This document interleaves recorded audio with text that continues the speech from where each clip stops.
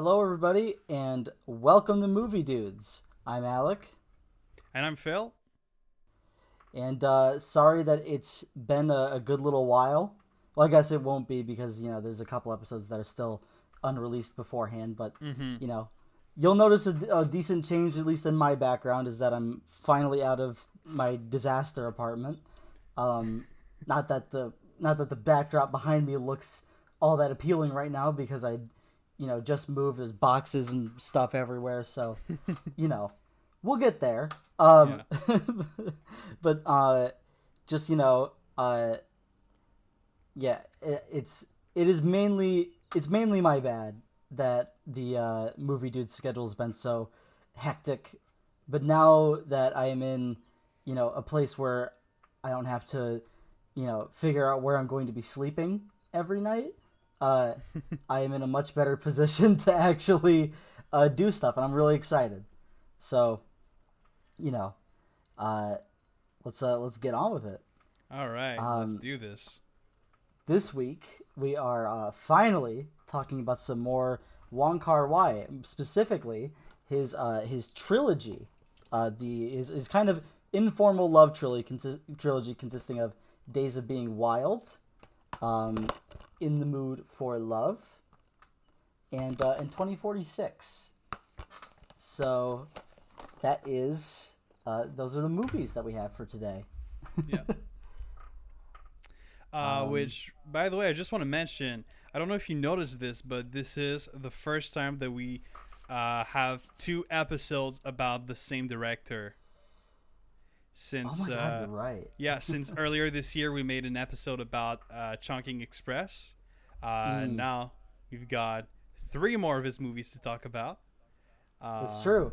And And yeah, it's interesting that you bring that up because I'm not sure like what other Wong Kar-Wai movies we talk about. I do eventually want to do an episode on Fallen Angels, but that will be a yes, really that'll be a short episode because yeah. honestly, Fallen Angels is it's kind of like Chungking Express. It's simple, but Honestly, when we made the episode, we totally could have made like Chunking Express plus Fallen Angels, but I guess we just didn't think we about could that. have, but yeah, Yeah, because they are kind of they're not like formally companion pieces, but they get together. They fit together as yeah, kind of like movies that you can watch together. But yeah, so yeah. this is, um, this is his trilogy, and while it's not, not all of it at least isn't the same kind of trilogy as like you would think most trilogies are, to where it's like the same characters for every single movie, Yeah. which is, the first movie doesn't really follow that. The second movie introduces a character that we follow for the next two movies. Mm-hmm. I would say In the Mood for Love and 2046 are much more connected Yeah, than Days of Being Wild is to the rest of the trilogy. But definitely. Yeah. it's still connected through one character and a couple thematic things. Mm-hmm. Um, so I guess without further ado, we will get into Days of Being Wild, our first movie. All right, let's do this. So to quickly get through the rest of this little bit, uh, so uh, this movie takes place in 1960s Hong Kong, uh, and our main character is Yudi or Yudi. I'm not really sure on how to pronounce it. Yudi. I'll just go with that because that sounds Yeah. better. He's a a bit of a ladies' man, and he seduces a girl named Li Zhen, but is uninterested in pursuing a serious relationship with her, which is very consistent throughout the movie. Is he will seduce a woman and just not pursue anything serious with them because he like uh, doesn't like commitment. Um, and this guy Yudi has a pretty tense relationship with his mother, who reveals that he is adopted. Uh, Mm-hmm. and so you know he wants to find out from her where his real mother is, and she eventually gives in and tells him, oh, she's in the Philippines. Um, we kind of stray away from Yudi's story for a little while and focus on Li Zhen, the girl he seduces in the beginning, as she talks to a police officer that kind of patrols her area. And honestly, other than like the ending, I would probably say this is my favorite part of the movie. Because it's really like atmospheric. It's not like dialogue wise, I wouldn't say it's like the best Wong Kar-Wai like scenes, but it's really good. Yeah. So, you know, it just kind of, she talks to him for a few scenes and it's nice. And then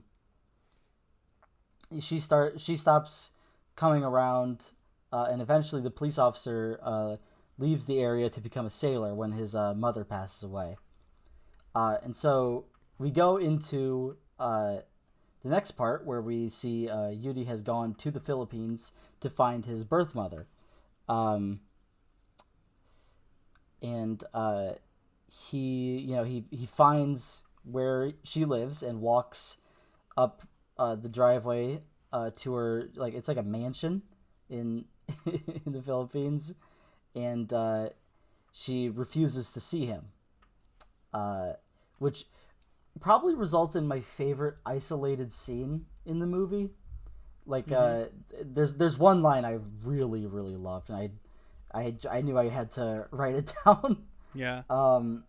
It was like he walks up and, you know, his mother doesn't want to see him, so he turns around and leaves, but realizes that his birth mother might be looking at him from the window.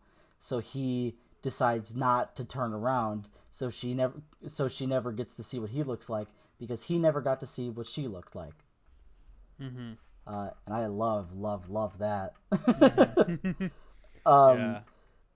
But after this scene, he meets up with the police officer who came to be a sailor in the Philippines, and they spend some time together, and decide to kind of like ride back to wherever they want to go next together. But Yuri wants to get an American passport, but he gets into a fight at the railway station and stabs a man. The police officer saves him, and they escape on a train. And they begin to talk together, and kind of at the same time realize that they both had these interactions with the same girl, Li Zhen.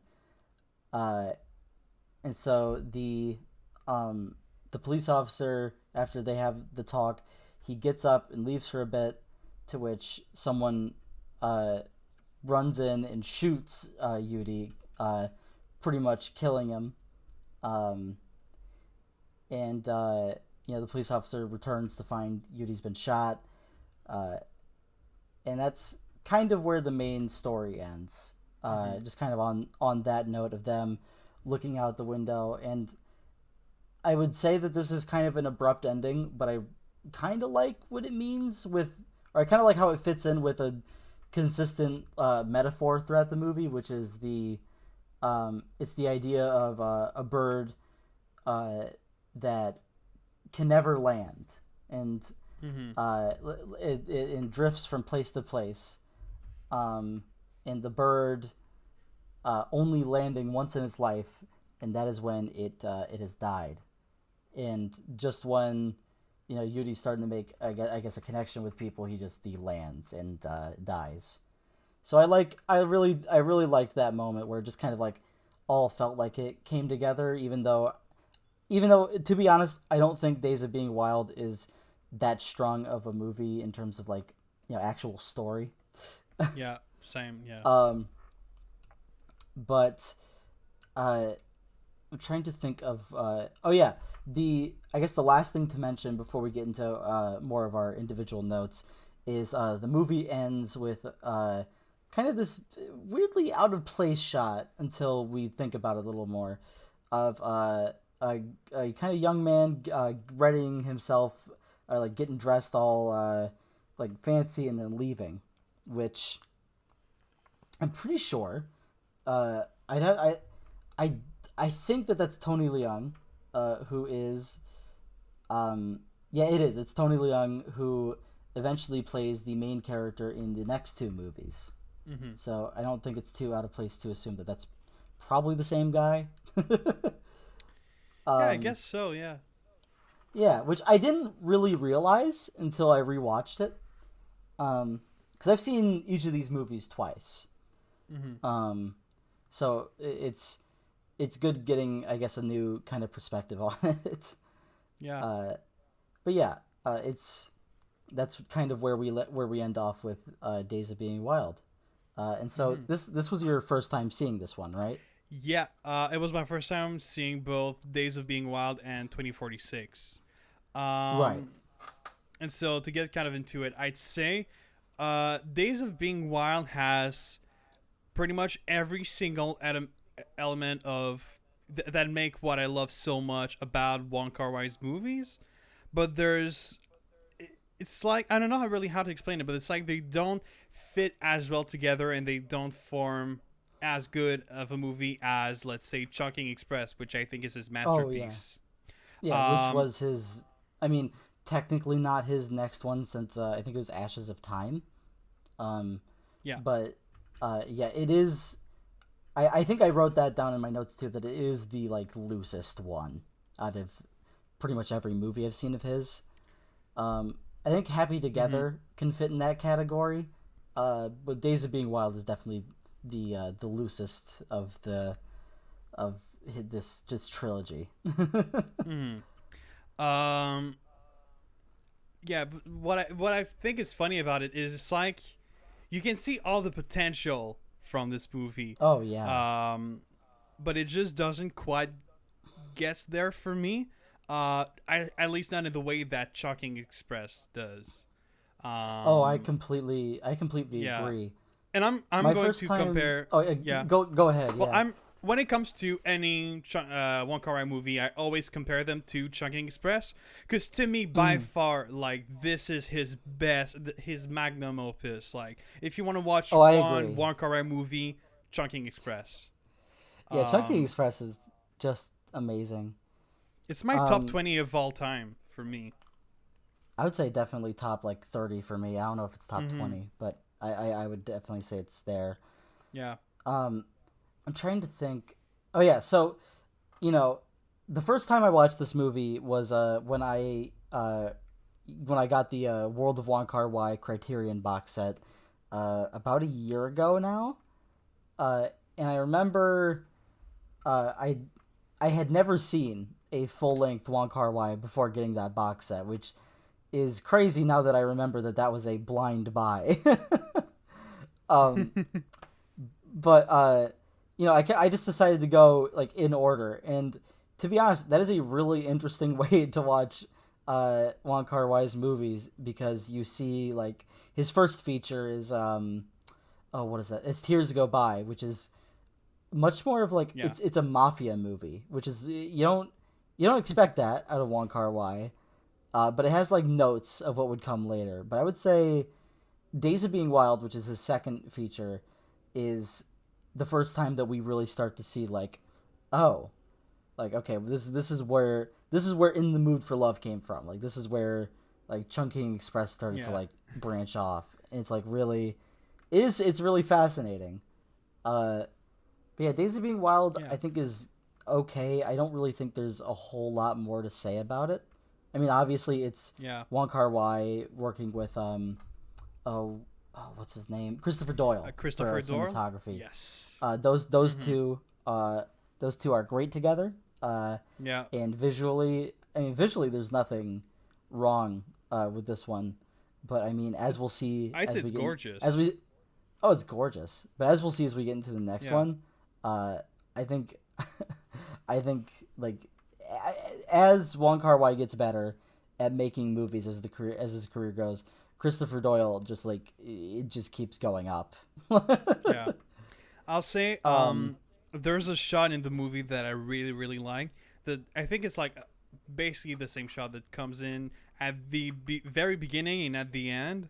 It's just a shot of like the like a forest / jungle. It's is the whole movie is extremely green. That's something that needs to be pointed out. Which just quick. I mean, I'm sure the one that you watched was the new restoration. Yeah, I saw it on the Criterion channel. Yeah, I think it's that green because like that's a thing that Wong Kar-Wai did for a lot of the movies, like Chungking Express. The new restoration is really green. Yeah. In the Mood for Love gets pretty green. But Days of Being Wild is like the one where it's like the most noticeable. It's some shot I was like, holy shit, this is almost too green. Yeah, which like, I wouldn't even really say it. I wouldn't say it looks bad or anything. No, not at all. But I do wish that along with like is not off topic entirely, but not onto like kind of talking for the whole set as it is that when it came out, there's a lot of controversy about the fact that they went through and like re-edited like pretty like fundamentally re-edited a lot of these movies.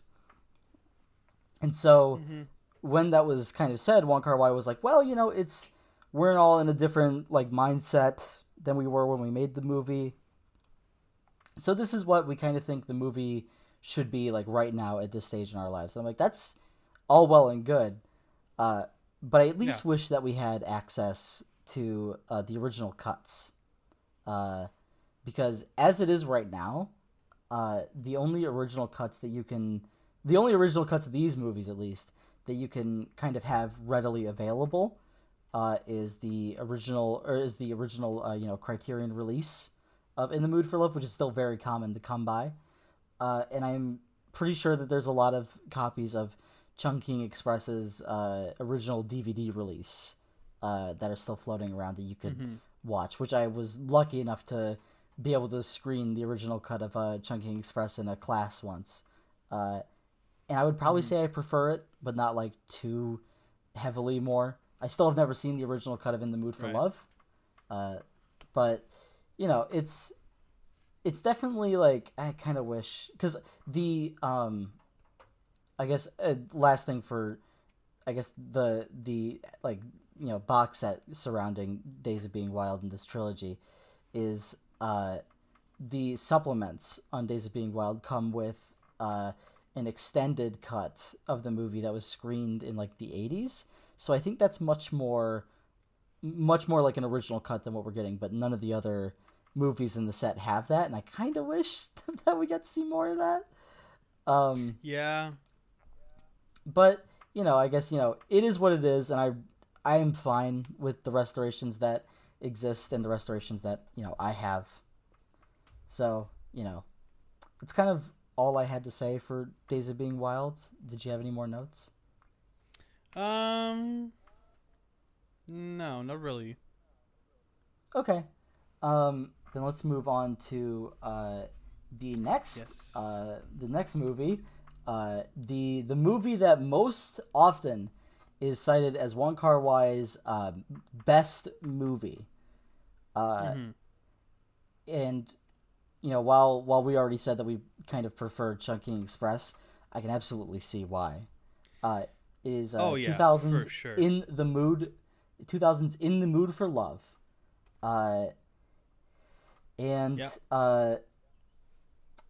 So kind of to summarize it a little bit, moving on to the year 1962 in Hong Kong, or in Hong Kong while it's being occupied by the British.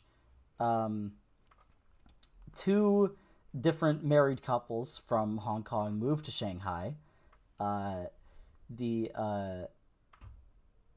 see, I don't remember exactly what their surnames are, but one of them is Tony Leung, Chow, and Maggie Chung, Sue. So Chow's a journalist and Sue is a secretary, I'm pretty sure. They rent rooms in adjacent apartments to each other in the same hallway. And each of them has a spouse who works and often leaves them alone during their long shifts or work trips. So, so due to kind of like the very social landlords and like neighbors of Chow and Sue, they're kind of often not like left alone, but they're kind of like often outcast from that group. So they initially just kind of are acquaintances with each other, but as they grow closer, they start to realize that their spouses are having an affair with each other. So, in the way that they kind of come to this realization, and I really do like this scene, is where like, Yeah. is Maggie Chung Sue like points out Chow's tie, and is like, oh, or it says something like, oh, that's my husband has a tie just like that, and he's like, oh yeah, my wife bought me it, and they're just kind of sitting there silently, and he goes, my wife has the same purse that you do, and like the silence after that moment is such a good scene. And so, since I guess they come to this realization, they just start to spend more time together, and they Chow. I don't quite remember how this comes up, but Chow invites Sue to help him write a serial for like the newspaper about martial arts, and so they spend a lot more time together. But this increased time together kind of draws the attention of their neighbors and landlords, leading Chow to rent a hotel room, number 2046. And so it's kind of, where they can just work together undistracted.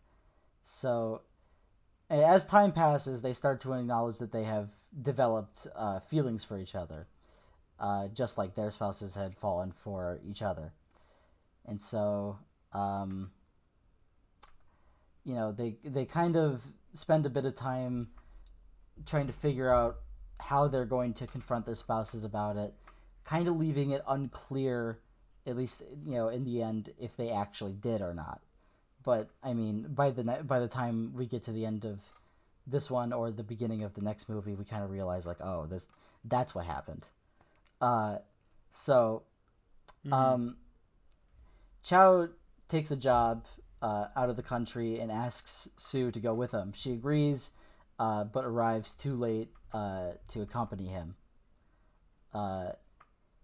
And the next year, Chow returns to Singapore, and he kind of, oh wait, no, I don't think he's in Singapore at this time. He relays a story to like a friend of his, just kind of about how in older times when a person had a secret, they would go atop a mountain and make a hole in a tree and whisper into the hole and cover it with mud. And while I believe Sue arrives in wherever he is and attempts to find him in his apartment, but obviously misses him, and smokes a cigarette and leaves. Later, Chow realizes that she had been there when he sees a lipstick-stained cigarette in his ashtray. 3 years later, Sue visits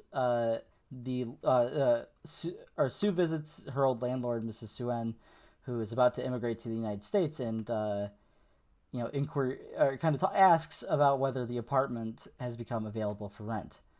And sometime later, Chow returns to visit his former landlord as well, and he asks about the Suen family next door, and the new owner tells him that a woman and a son are now living there.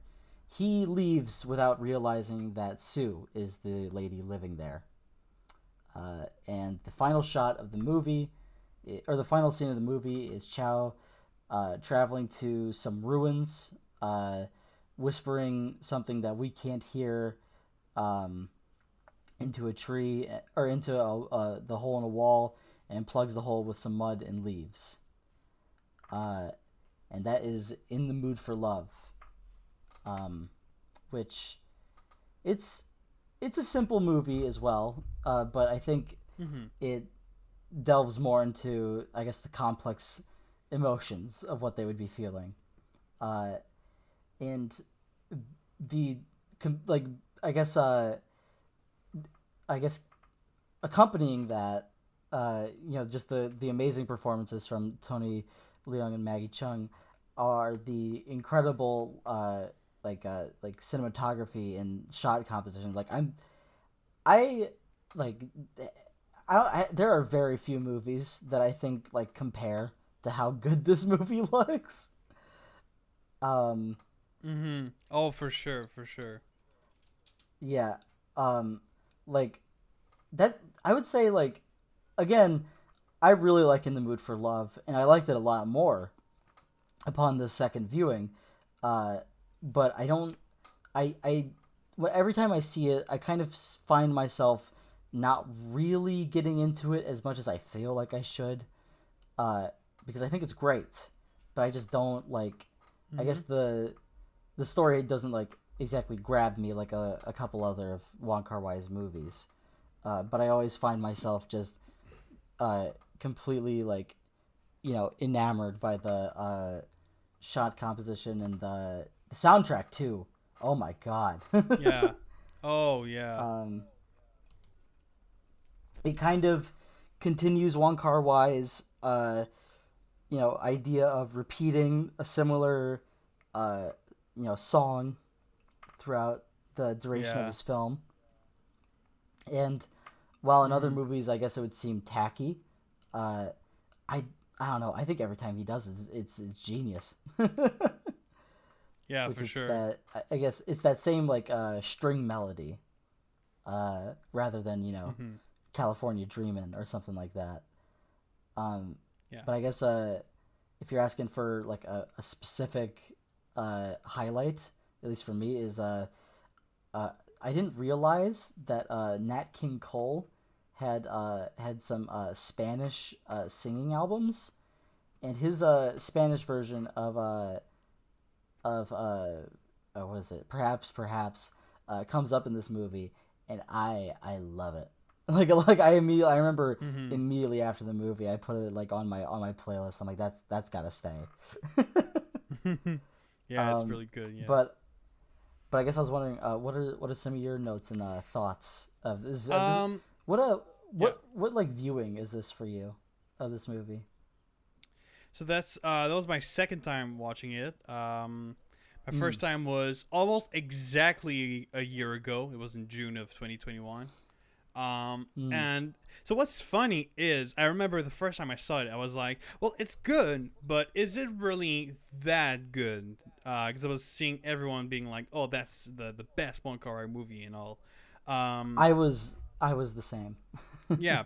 And, I'm still a bit kind of like that, but I'd say I liked In the Mood for Love quite a lot more than I did the first time. And I think agree, it just definitely. I think it just kind of clicked more. I got quite a lot more stuff to say about this one than Days of Being Wild. I say the biggest thing that comes up to me is the fact that this is almost like a masterclass of show don't tell. Oh my god! Yeah, absolutely. This is a movie about two. A man and a woman that are both being cheated on, and the words he's cheating on me or whatever, the word cheated is never used once in the movie. They never actually say they're cheating on us or whatever. That's true. I guess I never thought about that. But we know it, and they just the scene at the restaurant where they figure it out. I think the way they did it is just so smooth. It is incredible. Yeah, and obviously, the audience has already figured it out when this happens, but it's just seeing the characters being like, all right, we're not crazy, this is actually happening. I think it's just so well made. And there's honestly, I would like to make a comparison between In the Mood for Love and the Before trilogy. I don't know if this makes sense, but to me, they're kind of similar in a few ways. I mean, the way that they're written. Mm-hmm. I feel like the characters in this movie and in the Before trilogy do things that actual human beings wouldn't do, if that makes sense. But they're doing things that kind of make you think, man, if life was actually like that, that would be so cool. I don't really how to explain, but like a great example to me, a great example would be the scene right after the restaurant where they're trying to recreate like how it probably happened, how the two others fell in love, and they're trying to recreate it like so do you want to whatever, I don't know, but the way that it was all set up, the way that it was written really made it like in a way it was kind of similar to something from the Before trilogy. I feel like it's a scene that they could have together. And there's just something so nice about that. And I mean, to me, the Before trilogy and Wong Kar-Wai's movies are the best like romance movies ever made. So I guess that kind of makes sense. I agree. But yeah, those are, I guess, the two main things that I want to point out. It's I think one of the things that I really liked about this movie is just, I guess, the dynamic between the two main characters is just something that we're not used to seeing. And it's just, having those two characters. Usually when we talk about like cheating in movies, it's like it happens to this one person, but then it's like, no, it's happening to these two person at the same time. Let's see how they react together. The whole dynamic, I think, is just so interesting. And I really loved it. And yeah, that's sort of the basics of what I wanted to say about this movie. I guess the last note that I had that I want to mention is I really like the moment where they revealed that the hotel room that he rents out is room 2046. Like when I saw that, I was like, "Oh motherfucker!" So I was like, "Well done, sir. Well done." Yeah, it's fantastic, and yeah. And there's a few lines in the movie 2046 that I love, where like I'll bring up some of them when we get there, but I'll say one now where it's like for like the first time he encounters the number 2046, he's like, or they're like, oh no, room 2046 is getting renovated, but you can take room 2047. He goes, nah, I think I'm okay. He was like, is it the number that's special to you? And he just goes, no, I was joking.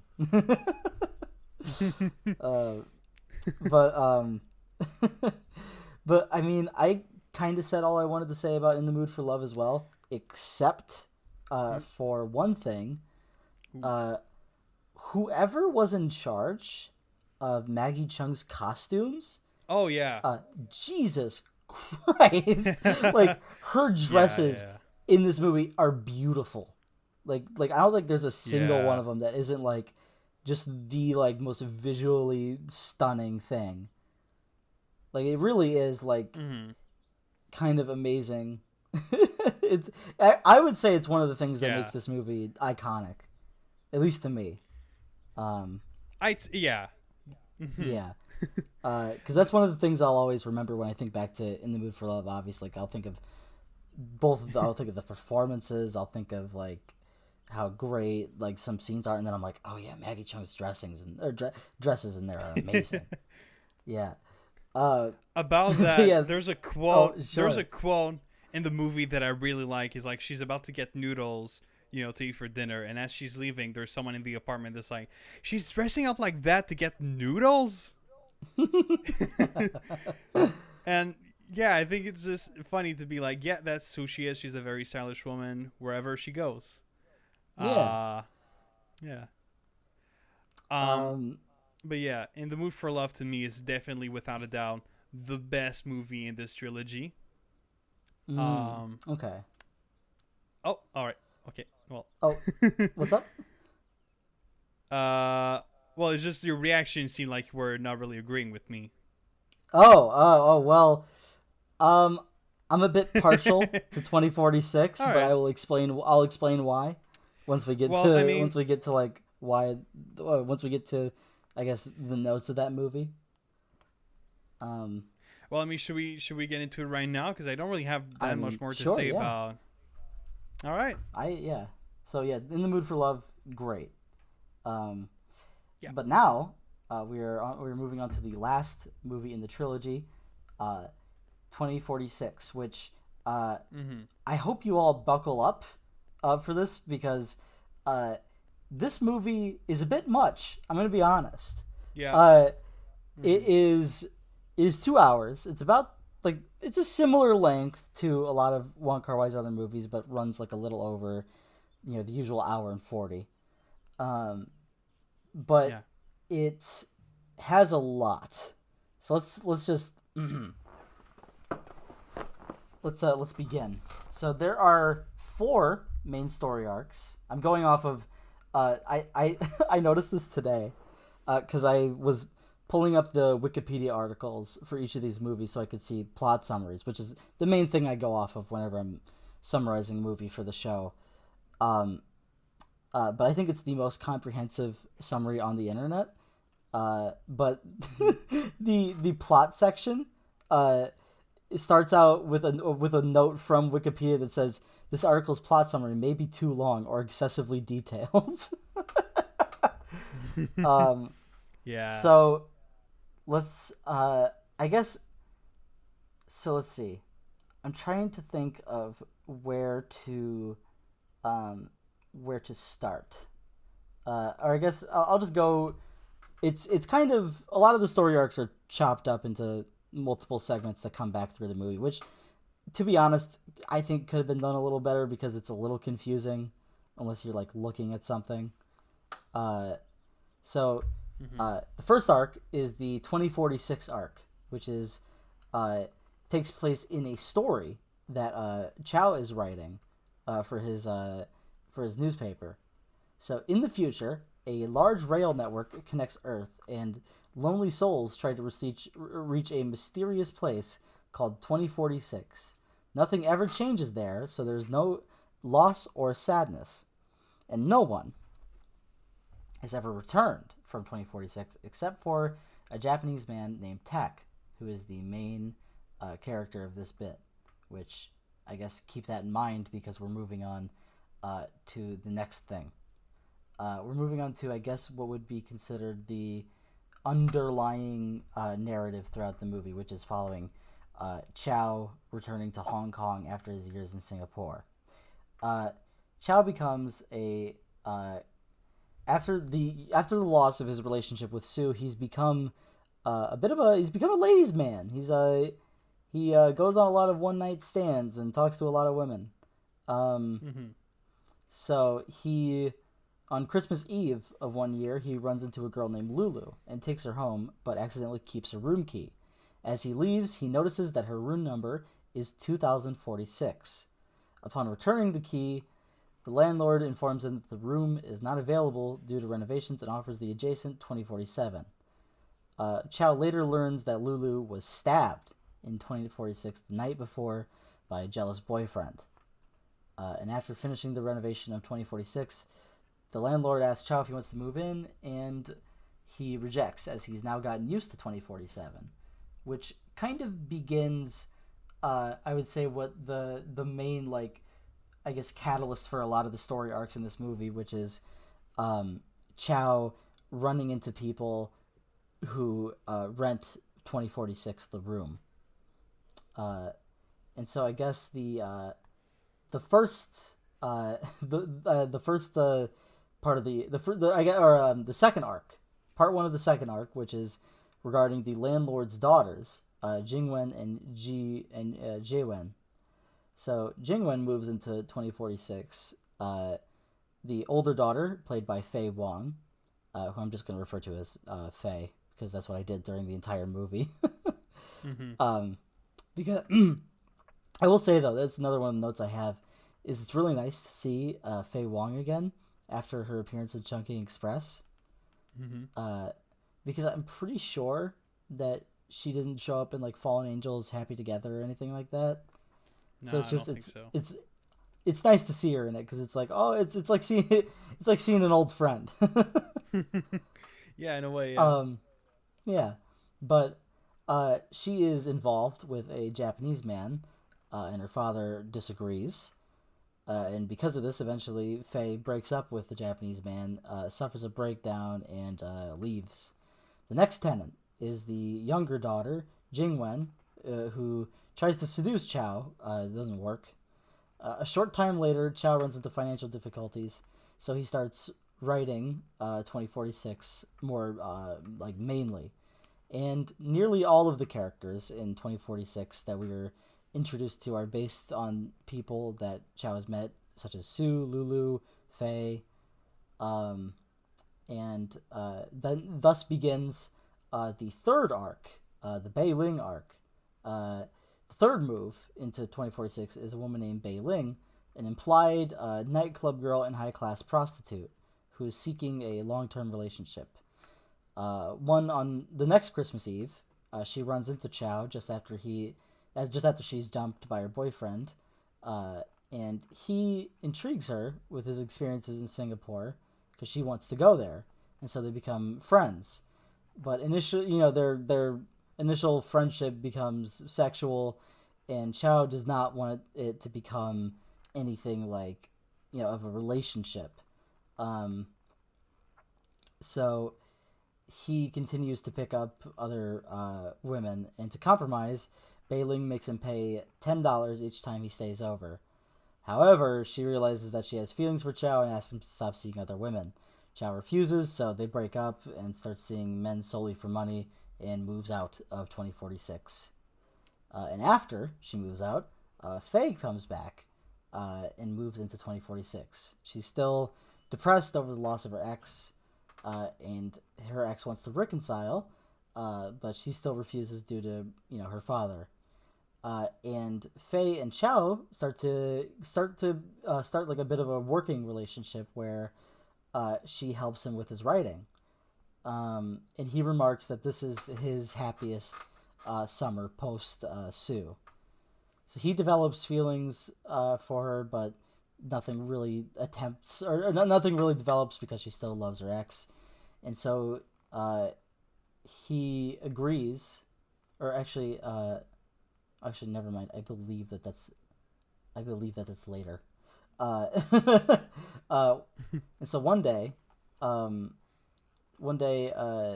Faye asks Chow if things in life never change, and he answers by writing a story called 2047, in which a Japanese man falls in love on the trip home from 2046. And while he initially tries to base the story off of her ex, he realizes that the story is ultimately about himself. And so starts 2046's second arc, or second part of the arc, which is kind of picking back up on the train ride home from 2046 with our Japanese man named Tak, who tries to leave 2046 because he lost his love there. On the trip, he falls for one of the train's assistants, portrayed by Faye, but she never responds to him. He realizes that it is in love with someone else, and finds the strength to leave the train. Completing the story marks a turning point in Chow's recovery. And moving back to, I believe, the last part of Faye's arc is the next Christmas. Chow finds that Faye is still missing her ex, so he lets her call him in his office. He's happy that he did the right thing, even though he still had feelings. But soon after that, she moves to Japan and gets engaged. And so, I believe after this, he kind of resolves to kind of get over Sue. Then, later that and then later I think it's just like sometime later, he gets a call from Bei Ling, which kind of starts the second part of her arc, and they go out to dinner. She informs Chow that she plans to leave for Singapore, and asks for plane fare. She also asks just kind of or she kind of asks like where he was, and so he decides to go back to Singapore for a bit. I don't remember exactly why. I think go there for some work. I don't remember. But he returns to Singapore and begins, I think he goes to Singapore for like a job. Yeah. And his newspaper like moves him off of it and doesn't give him plane fare home, so he decides to start like trying to gamble to make the plane fare necessary to get back home. And so he meets another woman, played by Maggie Chung, who is a professional gambler, and he learns that her name is also Sue. And so she agrees to help him win back his money so he can return to Hong Kong. They, eventually do develop feelings for each other, but unless he can beat her in a high card draw, she would never reveal her identity. He loses. After she wins back his money, he asks for her to come back with him to Hong Kong, to which they do another draw. He loses, and Chow realizes that after completing 2047, the second Sue did not go with him because it would have been him trying to recapture the past by looking for elements of the first Sue in her. And he returns to Singapore to visit her, but does not find her. And the end of the movie is the final Bei Ling arc. And the night before she leaves for Singapore, Chow and her have dinner again. And she hands him a stack of money, each $10 bill representing a night that they spent together. After dinner, Chow walks her back to her apartment. I believe... Yeah, I don't quite remember what this means, but there's a bit where she kind of, he reminds her of a question where it's like, if there was anything that he would never lend to anybody, now he realizes that there is one thing, but he doesn't, state it, at least not to us. And he leaves in a taxi, staring emptily into space, and that's the end of the movie.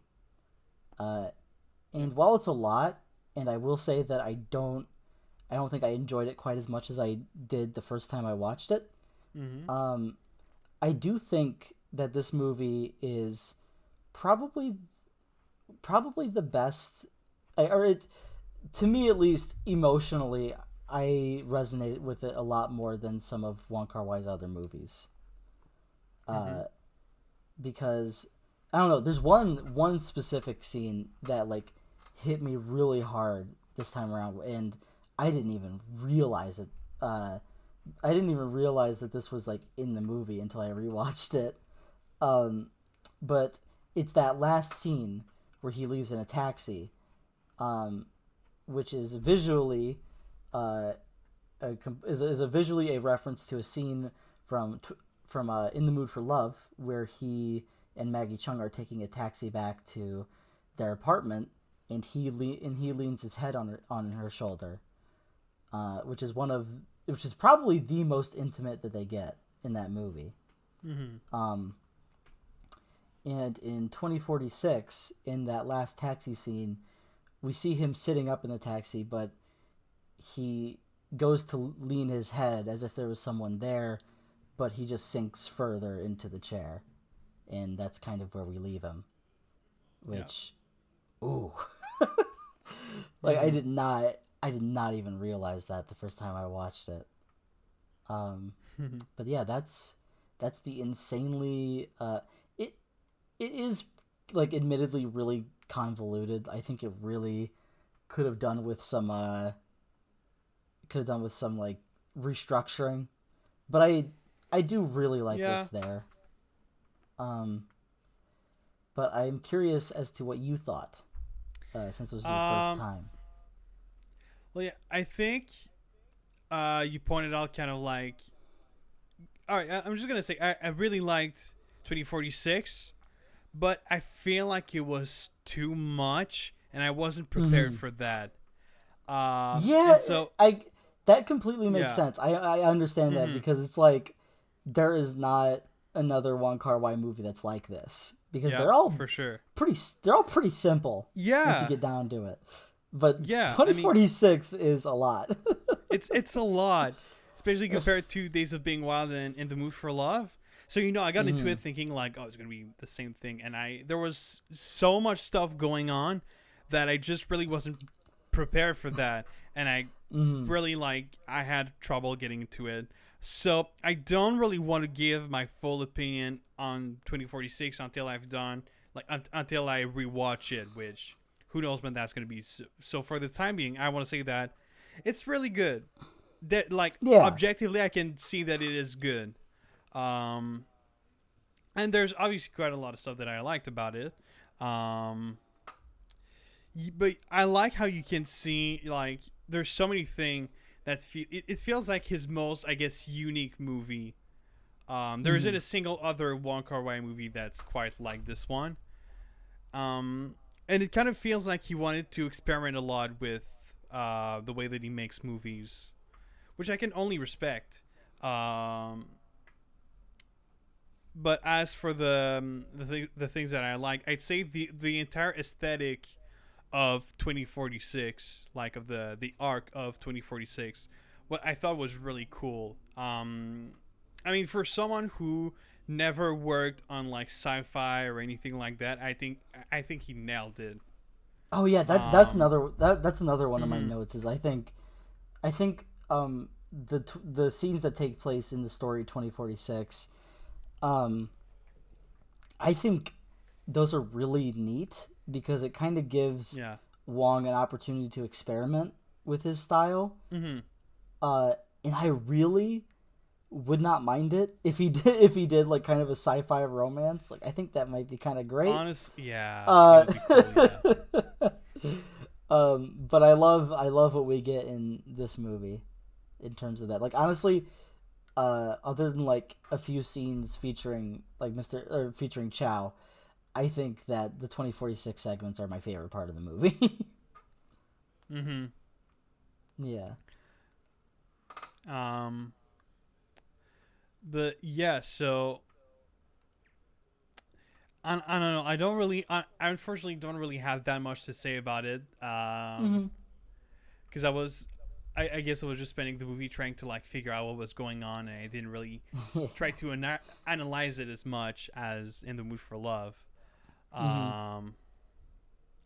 So yeah, seeing it a second time helped a good bit with trying to piece together what's there, but there definitely is a lot that I think just could have been restructured or cut out. But I like most of it. I will say that. But yeah, I guess that's kind of all I had for this one as well. Yeah. I'd say something that was interesting is, like, I think with 2046, that was the moment where I really felt like, oh yeah, these movies are connected. Yeah, this movie definitely is like the glue that holds Days of Being Wild and In the Mood for Love together as a trilogy. But I'm gonna say, like, I didn't really watch those movies thinking of them as a trilogy. I kind of watched them more as individual movies. So, I obviously noticed the similarities between In the Mood for Love and 2046. I'm not entirely sure with Days of Being Wild, because like the main similarity that I can think of is all three movies are set in the 60s. Yeah. And I don't really know much else. That one's definitely the the least connected. Like, obviously there's the scene with possible Chow at the end, and there's the scene, and there's, like, you know, the flightless bird metaphor, which does come back for a scene in 2046. But yeah, it's very loose. It's very loosely connected. While, you know, In the Mood for Love is much more directly connected.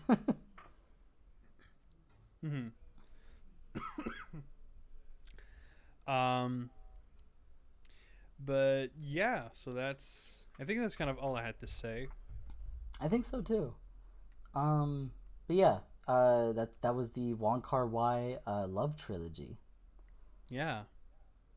And so I guess we could get into I guess another topic I wanted to get into before we kind of jump into just kind of like what we've seen recently, what we've been up to, is we've missed a couple Criterion announcements, and some of them very very exciting.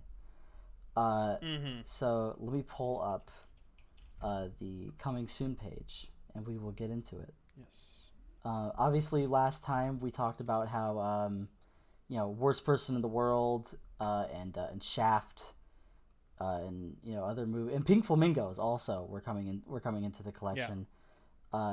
Just a month later, we would also get some absolute, like, high hit, like hard hitters. So for July, we're starting out the month with the third Bong Joon-ho film in the collection, Okja, which is coming out on 4K as well. Which, I cheered. Oh yeah. The thing. All right. The thing with Okja is it's not the Bong Joon-ho movie that I'm the most excited to own. It's honestly like, I think it might be my least. It's amazing, but it might be my least favorite from Bong Joon-ho. The thing is, it's his Netflix movie.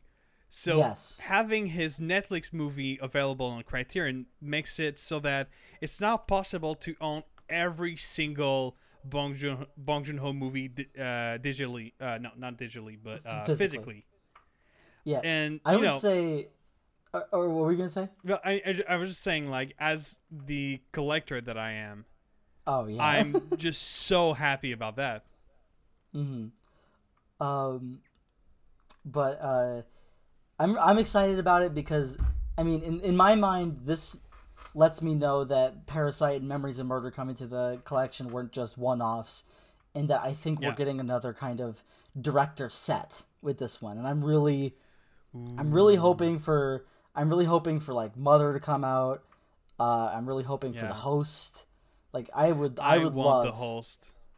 Yeah, I would love to see all of those movies come out on Criterion. Because that would be just great. But yeah, I'm definitely that is a definite pickup for me during the July sale. And our monthly upgrade is Sophia Coppola's The Virgin Suicides, which was already in the collection but is now getting a 4K release.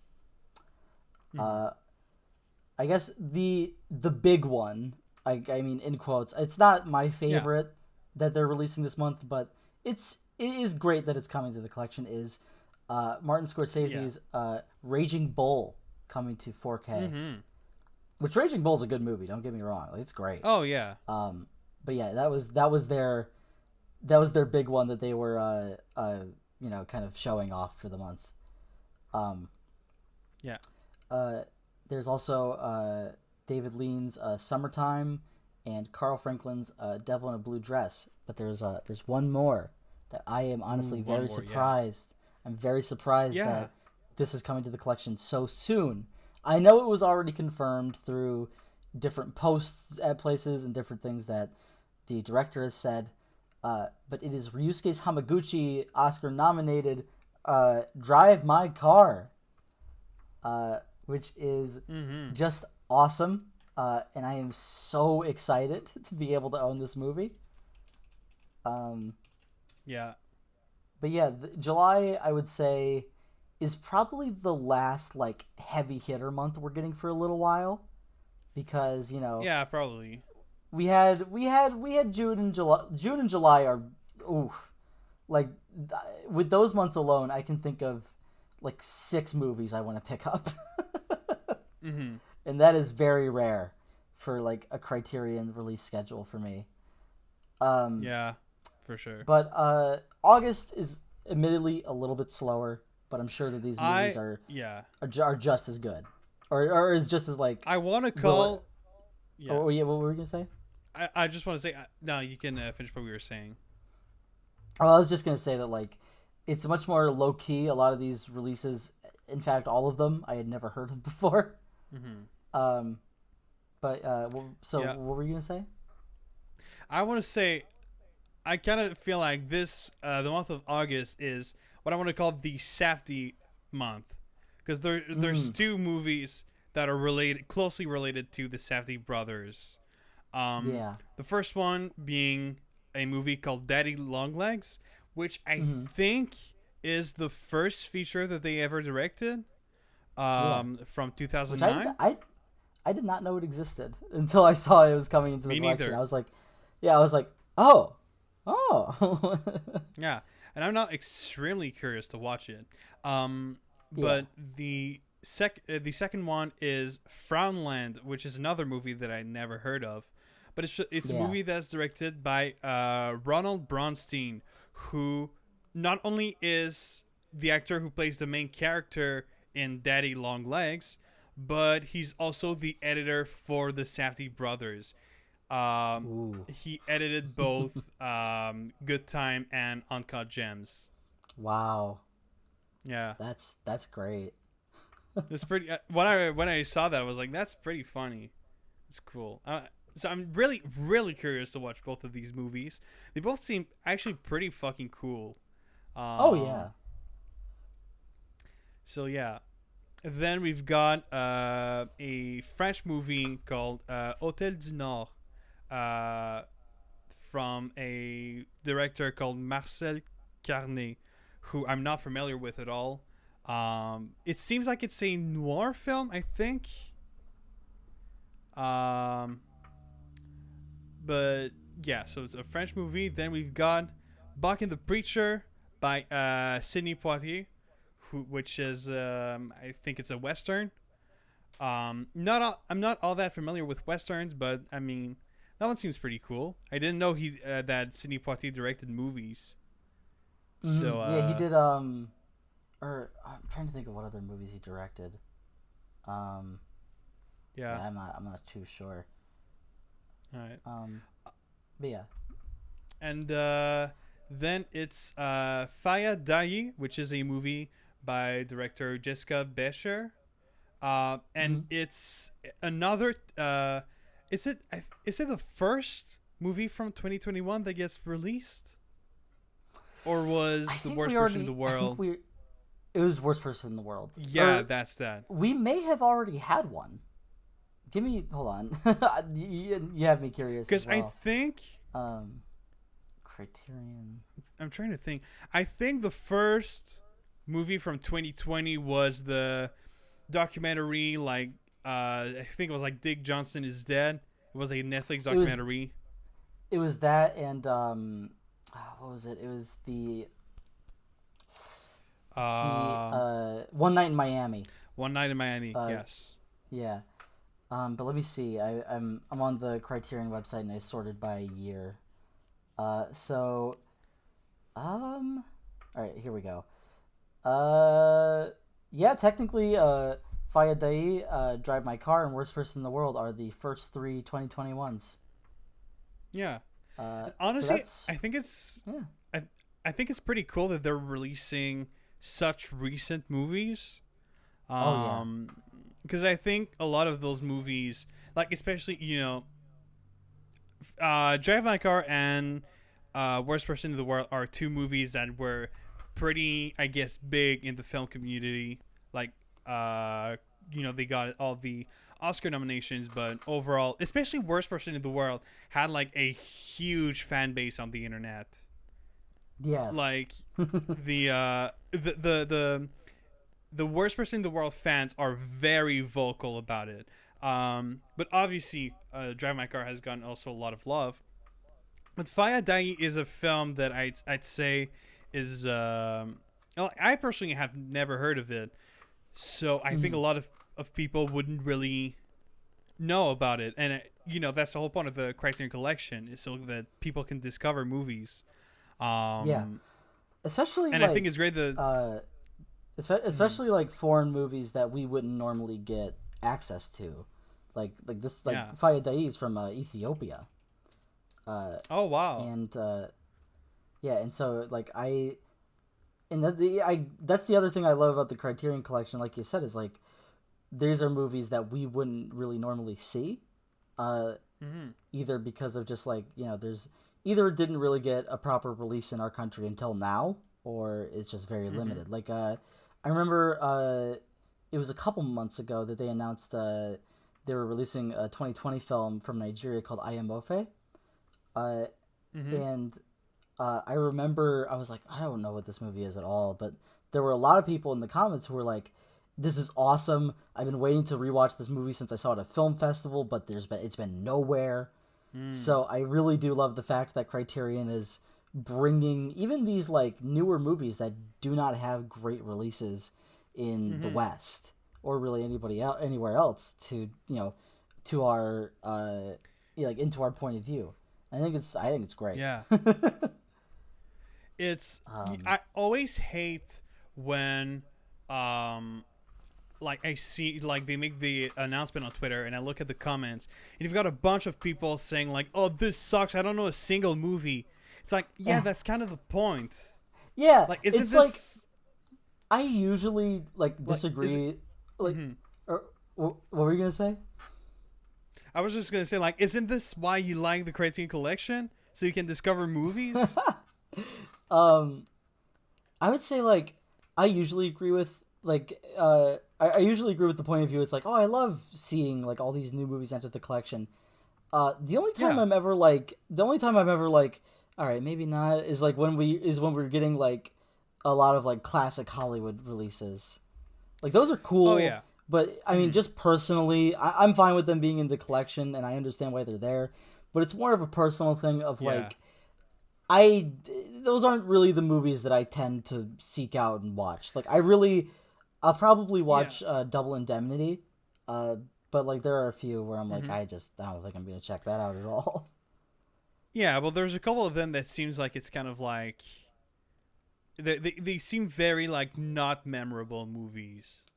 And maybe they're not, but they just seem like that. But then again, the point of the collection is to go and watch them.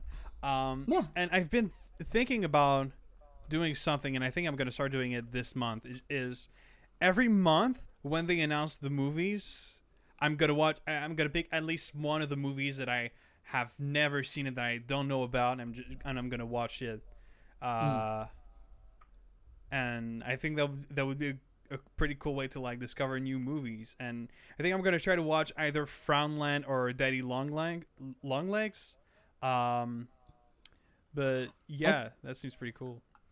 I think it would be fun, and I've been coming up with a lot more like since I've been moving. I guess like it's kind of rejuvenated my drive for creating things. So I've started putting together ideas for like just like short form YouTube videos on a topic, and one of the ones that I just now thought might be a bit fun is to go through like the last like 15 years of movies that are like very recent that were added into the collection. Because I always think that when like a new movie's added, it's like, oh, that must mean that it's great. Yeah. But speaking of like big releases, there's one that I don't know if it's actually going to come to the collection, but I know that Janus Films has been on their social media. They've been talking a lot about how they're making a 4K remaster of Inland Empire by David Lynch. So I don't know, is it going to get... Yeah. So is it going to get a release on Criterion? I don't know, but I'm interested. I'm interested. I think it would be weird not to, especially considering just how many David Lynch films are in the collection currently. But yeah, I think it could work. It's the same thing with I believe it's Sound of Metal has already it's confirmed that it's coming to the collection. But there's been no word on it. Which maybe it'll come out sometime soon. I don't know. But probably soon, It's very I love seeing the rumors like that where it's like these big movies. So like every month when the Criterion Announcements about to come up, like a whole section of the community is going like Inland Empire. Which a couple days from now, as we're recording this on the 13th, the next Criterion Announcements will be coming out on the 15th, usually. So I guess we'll know people who are watching this episode will definitely know by then if Inland Empire was added or if Sound of Metal was added. But yeah. I guess that's another. Oh, what were you gonna say? I just want to point out. I don't know if you've seen this account, but it's like in every single Criterion announcement, when you look at the comments, there's always this one account every time who is like one other month where I'm asking Criterion to release Paper Moon on Criterion, the movie by Peter Bogdanovich, and that's another example of like honestly, I could see that movie being released, and I think that would be pretty cool. But let's cross our fingers. But I think it's nice to see like the commitment from this person every month. It's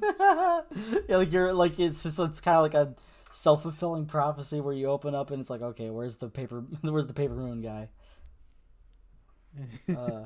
Yeah, pretty much. But yeah, so that's I think that's kind of it. Yeah. So I don't know if you have like a list written out or anything, but what are you planning to get for this July 50% off sale, if anything? All right. I was going to get into that. I did make a list. All right, so what I did, I made a list of 17 movies. Okay. And I'm kind of the 17 movies that I really want to get, and they're kind of like put in order of which one I want to get. And I'm not really sure. I'm going to wait until July. I'm not entirely sure about what my budget is going to be, and what I'm going to feel like. But I have a few definites though. Okay. Well, I got one big definite, which is Wong Kar-Wai, the box set. Ooh. Yeah, I recommend it. It's a good box set. Yeah, there's just no way I'm not getting that. I've been thinking about that. I really want Solaris. Yeah, that Solaris is like in the top 5 of like blind buys I've ever done.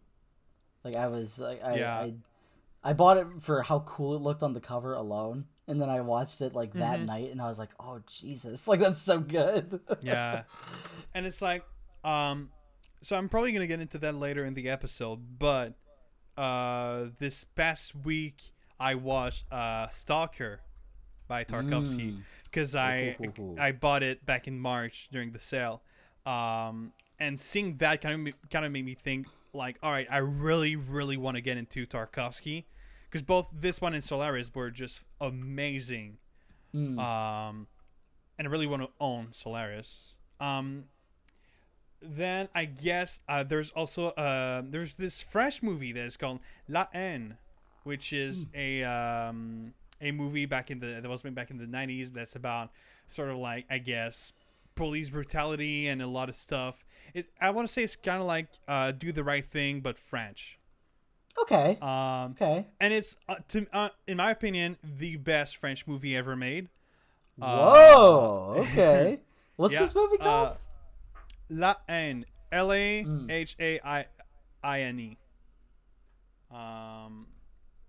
It's. I don't know if it's necessarily a very big movie, but at least like in France, it is considered a classic. But I just really love it. And then I guess that's going on the watch list. Yeah, absolutely. Then there's, I guess, two other that I'd love to get, which are A Matter of Life and Death by Powell and Presberger, which I saw last month, which I thought was just amazing. I actually liked it more than The Red Shoes. Yeah. And then it's, I'm a big samurai movie fan. Yeah. And I really want to get the Yojimbo and Sanjuro box set.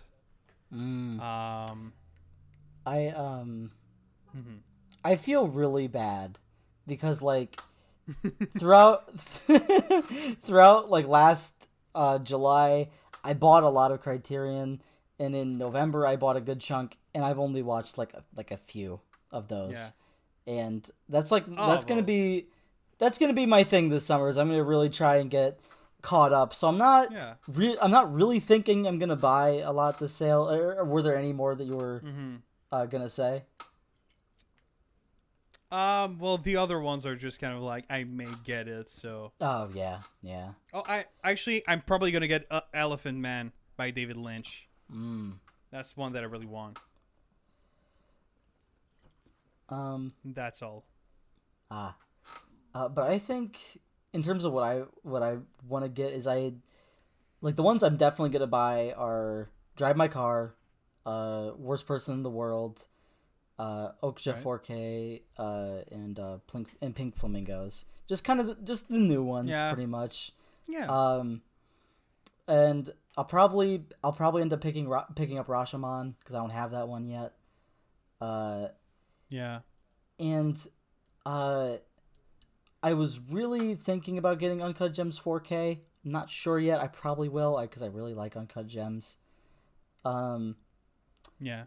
But if I have, like you said, I don't know what my budget's gonna look like by then. But if I have the money, I may try to pick up a box set. I don't know.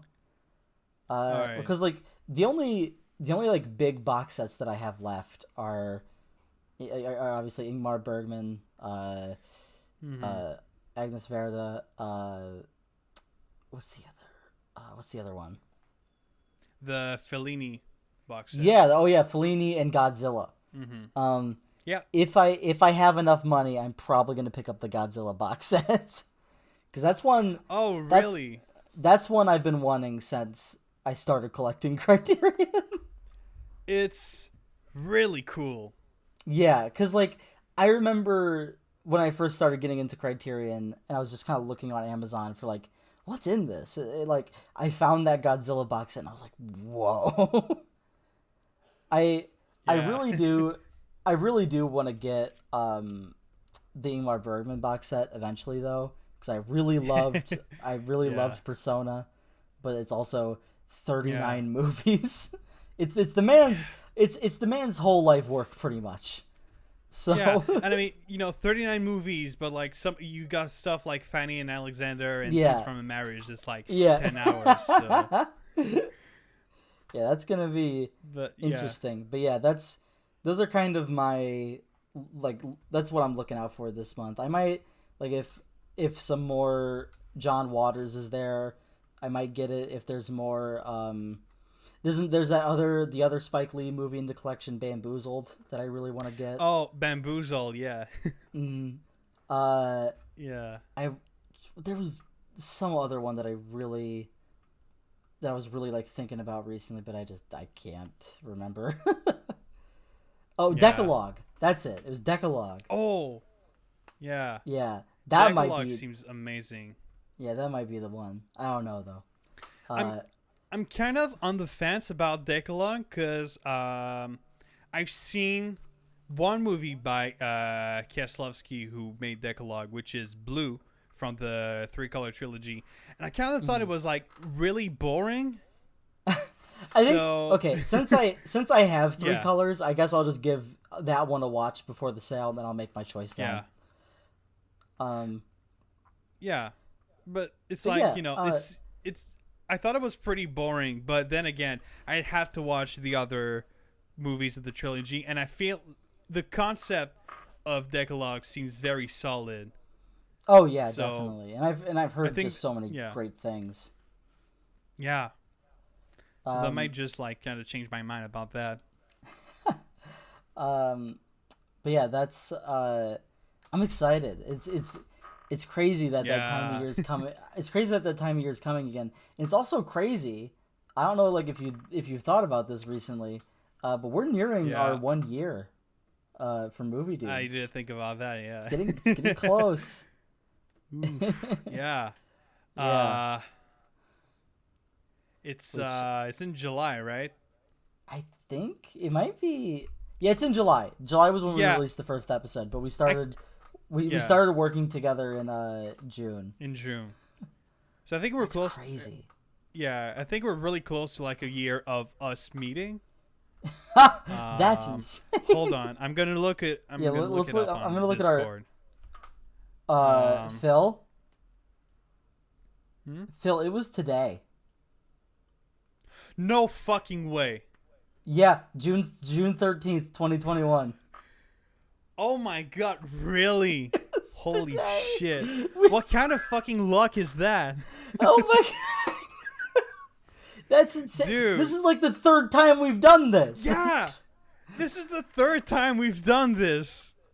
Like, hold on. We had that with Solaris, which we released on the 50th anniversary. What was the Yeah, other yeah. one? It was very recent. I don't remember Yeah. what it was. I don't remember. It was like this year, but I don't remember what it was. Yeah, that's insane. That is, what are the odds? And it's like, we haven't made an episode in 2 months. I know. So that's exactly why I'm so flabbergasted that today, because we could have recorded yesterday. We could have, Yeah. but it's right. It's right now. Yeah, we were supposed to record yesterday, but then you like said you postponed kind of last minute. Yeah, because I was So, like- very burnt out. But yeah, Yeah. that's. Okay, I'm gonna look up. I guess it won't show what time. Wild. It won't show what time we did the comments, but yeah, it would have been sometime in like maybe a couple hours when I responded to that original Reddit post. Oh my god. What? That is insane. Oh my god. That's wow. Well, Yeah, we're gonna have to think of something cool for our 1 year. oh yeah. I don't know what we're gonna do, but we gotta prepare because it's coming soon. Yeah, I'll think up some ideas. Hold on, So the actual date is July 24th. So we've got like Okay, that gives us some time. we've got over a month. We've got over Yeah. a month. That's not bad. That's a good amount of time to think of something. Yeah. But I guess since But yeah, that's pretty crazy. But I guess since our episode release schedule is kind of backed up at the moment, we'll have to Yeah. really plan out when we want to sequence that one. Yeah. But yeah, that's crazy. Mm-hmm. That's insane. Wow. I don't know. Who do you think should go first in terms of what we've been watching recently? I mean, you might as well go because I got a lot to talk about. Yeah. So let's see. I guess I kind of started because I think in the episodes that are yet to come, there's still some movies to talk about that I saw, like Morbius and Everything Will Be Alright Everything Everywhere All at Once. But in terms of movies since the episodes that we've already recorded, I saw The Northman in a pre-screening, which, you know, it's been out for a while now, but Yeah. I saw it about a week or so before it came out, or was supposed to come out, which Oh, yeah. I'm glad that our film school has been given all these opportunities, because it was really cool, and I really liked it. I thought it was just a good movie, and I thought Yeah. I thought near the middle of it, it kind of like started losing me, but then once it started to get more focused on the actual like plot, I was like, okay, yeah, this is great. Right. So yeah, I think for the most part, I think it's a really good movie. Did you see it? Yeah. I haven't, but it looks weird because it's like, the only film from Robert Eggers that I've seen is The Lighthouse, and they both seem just Right. like so different. I can see So where they overlap, yeah, but like the Northman is definitely bigger than the Lighthouse. Both, yeah, oh yeah. both But I in budget yeah, and in scale. yeah, but I plan on watching it though. hmm Um, then I rewatched Hereditary with my girlfriend, and it's the first time that she had seen it. Hereditary Yes. is probably one of my favorite movies of like the last 5 years. Or I guess Yep, actually, wait. same for me. Yep. Okay, 5 years. It's still Yeah, within that area. I didn't realize if yeah, 2018 was five. I didn't realize if it was 5 years yet. That's funny. yeah. I also rewatched the original Evil Dead with my dad, and it was fun. Nice. I saw Doctor Strange in the Multiverse of Madness, Mm-hmm. and I liked it. All right. Yeah, I think it's really good, and I think it makes the show WandaVision much better in retrospect, Right. because that was the biggest problem I had with WandaVision, is I did not like how it ended, and I think Doctor Strange really Yeah. expanded that. But I thought it was good. I also saw Yeah. the new Nicolas Cage movie, The Unbearable Weight of Massive Talent, Ooh. which was fun. It was just a very Uh-huh. fun. It was just a very fun movie. Pedro Pascal was hilarious. So is Nicolas Cage. Right. It was I've just a really good time. I've heard so many mixed opinions about this movie. Like I've I heard a lot don't of people. Yeah. I don't think it's like the best. Like I don't think it's anything like, No. yeah, it's nothing Yeah. like amazing, but it is For just sure. really fun. It's stupid fun. Yeah. Yeah, I don't That's what I think it really expect needed from to be him. more. Yeah, I was about to say I don't think it really needed to be more than that. For sure. Um, uh, but the next movie I saw is I didn't realize that my mom had a Paramount Plus account, and so I Oh. watched the first Jackass movie, which I had never seen before, Ah. and I liked Uh-huh. it. Uh, that's I mean, yeah, there's not really much else to say that it was just funny. um, I mean, it's the Jackass. Yeah. The last movie that I saw in the theater was a little bit before, or a little bit before my birthday, which also, yeah, I turned 20 recently. Oof. Yeah. By the time that this podcast comes out, it would have been like maybe even like a month ago, but it was, Yeah. yeah, I turned 20 very recently, and that was a very not the weirdest feeling in the world, but I definitely don't feel 20, if that makes any sense. Oh, for sure. For sure. But yeah, I saw the last movie I saw in theaters was Alex Garland's Men, Oh, yeah. and I'll be honest, it's not great. It's my main problem with it is I think it has a really solid foundation. Like it starts fine. Like I really like some of the scenes. I really like a lot of the scenes that take place before, like, like the actual movie starts. I guess the flashback scenes is what you'd call them. But I liked those a lot. Yeah. There's it feels like I'm waiting for stuff to get started. And I thought it was solid throughout most of it, but at the end, it just jumps the shark in the most insane way. Where, like, usually I'm fine with movies just going crazy, but I felt like this one did not earn it at all. I don't know. Did you see it? I know I didn't. Okay, I then I'm haven't not been gonna. to the theater. Like, it's kind of sad what I'm going to say. I haven't been to the theater since I saw Batman. Wow, really? So, yeah. Ooh. I'm not in a position where it's very, like, easy for Viable. me to go to the theater. That's Yeah. fair. Did you see? Wait, Did you see Everything Everywhere All at Once? Look, no, but I plan on doing it soon. Oh, Phil! I know. It just came out.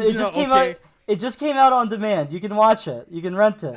Yeah, but it's like $20. Is it? Oh no! Yeah, it's fucking expensive as shit.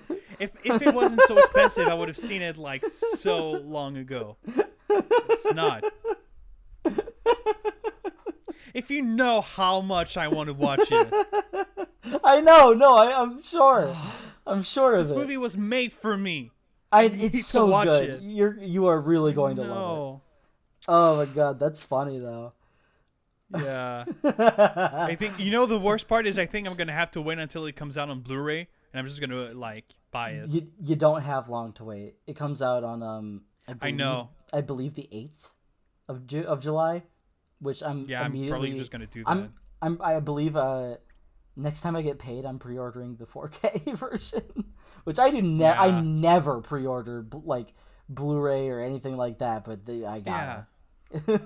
I feel this is the movie. I feel like I want to give them as much money as I possibly can. Oh my god, yeah. It's just there's something about this movie. It's like this is what we need. Yeah, I felt so extraordinarily lucky to see it in the theater. Yeah, it was just a great experience. But the last two movies that I watched, barring 2046, was I watched a documentary on the Slender Man stabbings, called "Beware the Slender Man." It was fine. It was 2 hours long, which I don't think it needed to be that long. And just it meanders a lot, I guess, is the point I want to make. You could probably make a good 60-minute documentary on it, on the topic at least. But it was fine. Was it better than the Slenderman movie? I mean, I feel like you don't even gotta answer that one. Right. But the other movie I watched was Gore Verbinski's Mouse Hunt from 1997. With Nathan Lane, the voice of Timon. It was stupid, but it was pretty fun. I had a decent time watching it. It was fun. I watched it with some friends. I don't think I would have watched it on my own. Right. Oh yeah. Yeah. But I just remembered, literally just as I was talking, I saw one last documentary. It's the new Netflix documentary titled Our Father, which is about this small town. Oh, yeah. I think it's in Wisconsin. I'm not entirely sure. Where they it focuses on a group of people that find out after taking an ancestry test that their father is not their father, and in fact that their mothers had been suffering from infertility, and so the person that is their biological father is an infertility doctor who would use his own semen samples to impregnate women, which is just insane. This isn't technically a spoiler since it's in the trailer, but there I think at the moment that the documentary was released, there were 83 confirmed siblings. 83. That's it is monstrous. That's a major yikes. Yeah, I would say in terms of the story, the story itself is extremely interesting. But I thought the documentary ran on a little too long. Because it's about an hour and a half. But it was good. I liked it a lot more than the Slenderman one. Right. But yeah, that was all I watched in terms of movies. But I did watch a couple TV shows. I'm still I believe I mentioned this in the last episode we recorded. I'm in the middle of finishing Atlanta. And I'm near the end of season 2, and I'm not gonna really say anything because season 2 is great so far. But the only thing I will say is that the episode titled Teddy Perkins is peak television, one of the best TV episodes I've ever seen. All right. What's the other thing? Oh, Spy X Family. Decently new anime. It's still airing, and it's really fun. Yep. I really like it. And I'm also watching.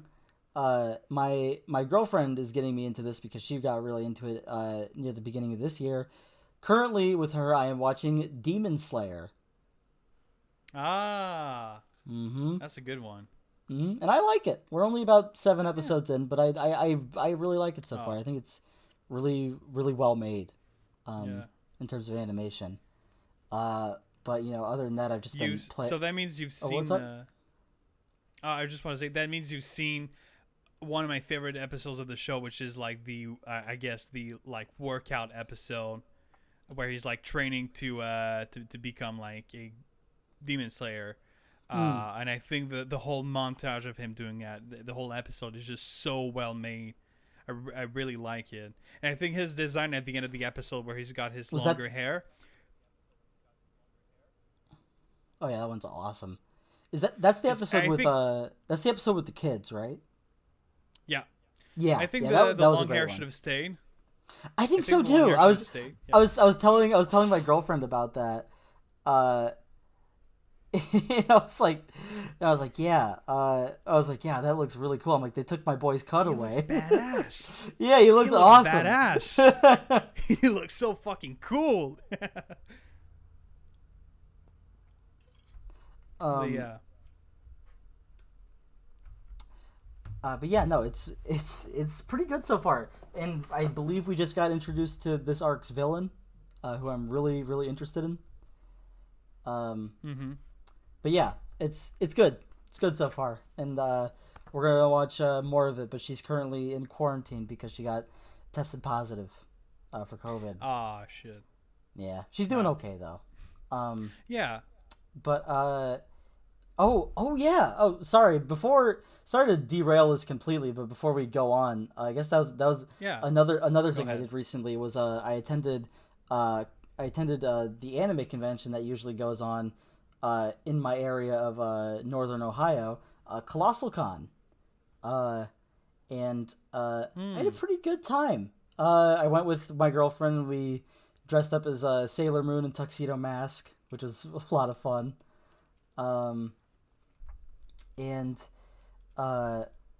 What I'm trying to think of, like, the big things that we did there that would be worth mentioning. I met a very, I guess, I don't know if I'd say, like, she's done a lot. She's done a lot of anime voice acting. Cassandra Lee Morris, known for the dub voices for, like, Persona 5, for Toradora, a lot of pretty big shows. I believe she did the, if I'm not mistaken, she did the dub voice for the main character in Paranoia Agent. Yeah, so that's pretty cool. My girlfriend got to meet this is super cool. She got to meet the voice actors for Azula from Avatar. Oh, nice. Yeah, I was really wanting to do that as well, but the line was so because you had to like reserve times, and the queue for her was insane. So I'm like, all right, we'll put you in since you got me into Avatar. You go. But yeah, so no, yeah, that was really cool. Apparently, she was cool. Oh yeah, I forgot. I think I was gonna mention this earlier, but there is a bit of I guess downer news in the anime community. Is that voice actor Billy Kometz has passed away due to his recent cancer diagnosis, and usually a lot of celebrity deaths don't get to me that bad, but Billy, that one got me bad because I met the guy about a year ago, recently, and genuinely one of the like nicer celebrities, I guess you could say, that I've ever met. Like, he was just a very, very nice and like just like personable person. He's just good to be around, and I really do feel like blessed to have talked to him and interacted with him in any way. It's just an absolute shame for everything that happened. And I think it's very interesting that literally the day after the announcement of his passing, they announced that Persona 5 Royal is coming to PC finally. PC and Xbox, which was one of his not last roles, but it was a very major role of his from the last couple of years. Was he played one of the main side characters, and I think it's great that his work will get out there to more people. It's just, it just sucks. Condolences to whoever knew him and whoever met him like I did. It's just a really awful situation. But rest in peace to Billy. And that was I guess that sorry to bring the mood of everything down, but I felt like I'd be remiss if I did not mention that. But to change the subject back to some lighter things, Phil, what have you been watching? So while you were giving your movies, I was kind of like preparing myself for like what movies do I need to talk about, because I've seen. So I counted. I think yesterday I've seen, and that's counting the Wong Kar-Wai movies. Since we last recorded, I've seen 38 movies. Oh, okay. Keep in mind that's in like 2 months.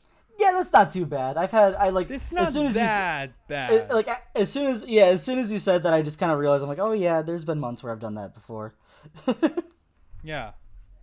So I'm gonna talk about the big ones, the ones that I really liked.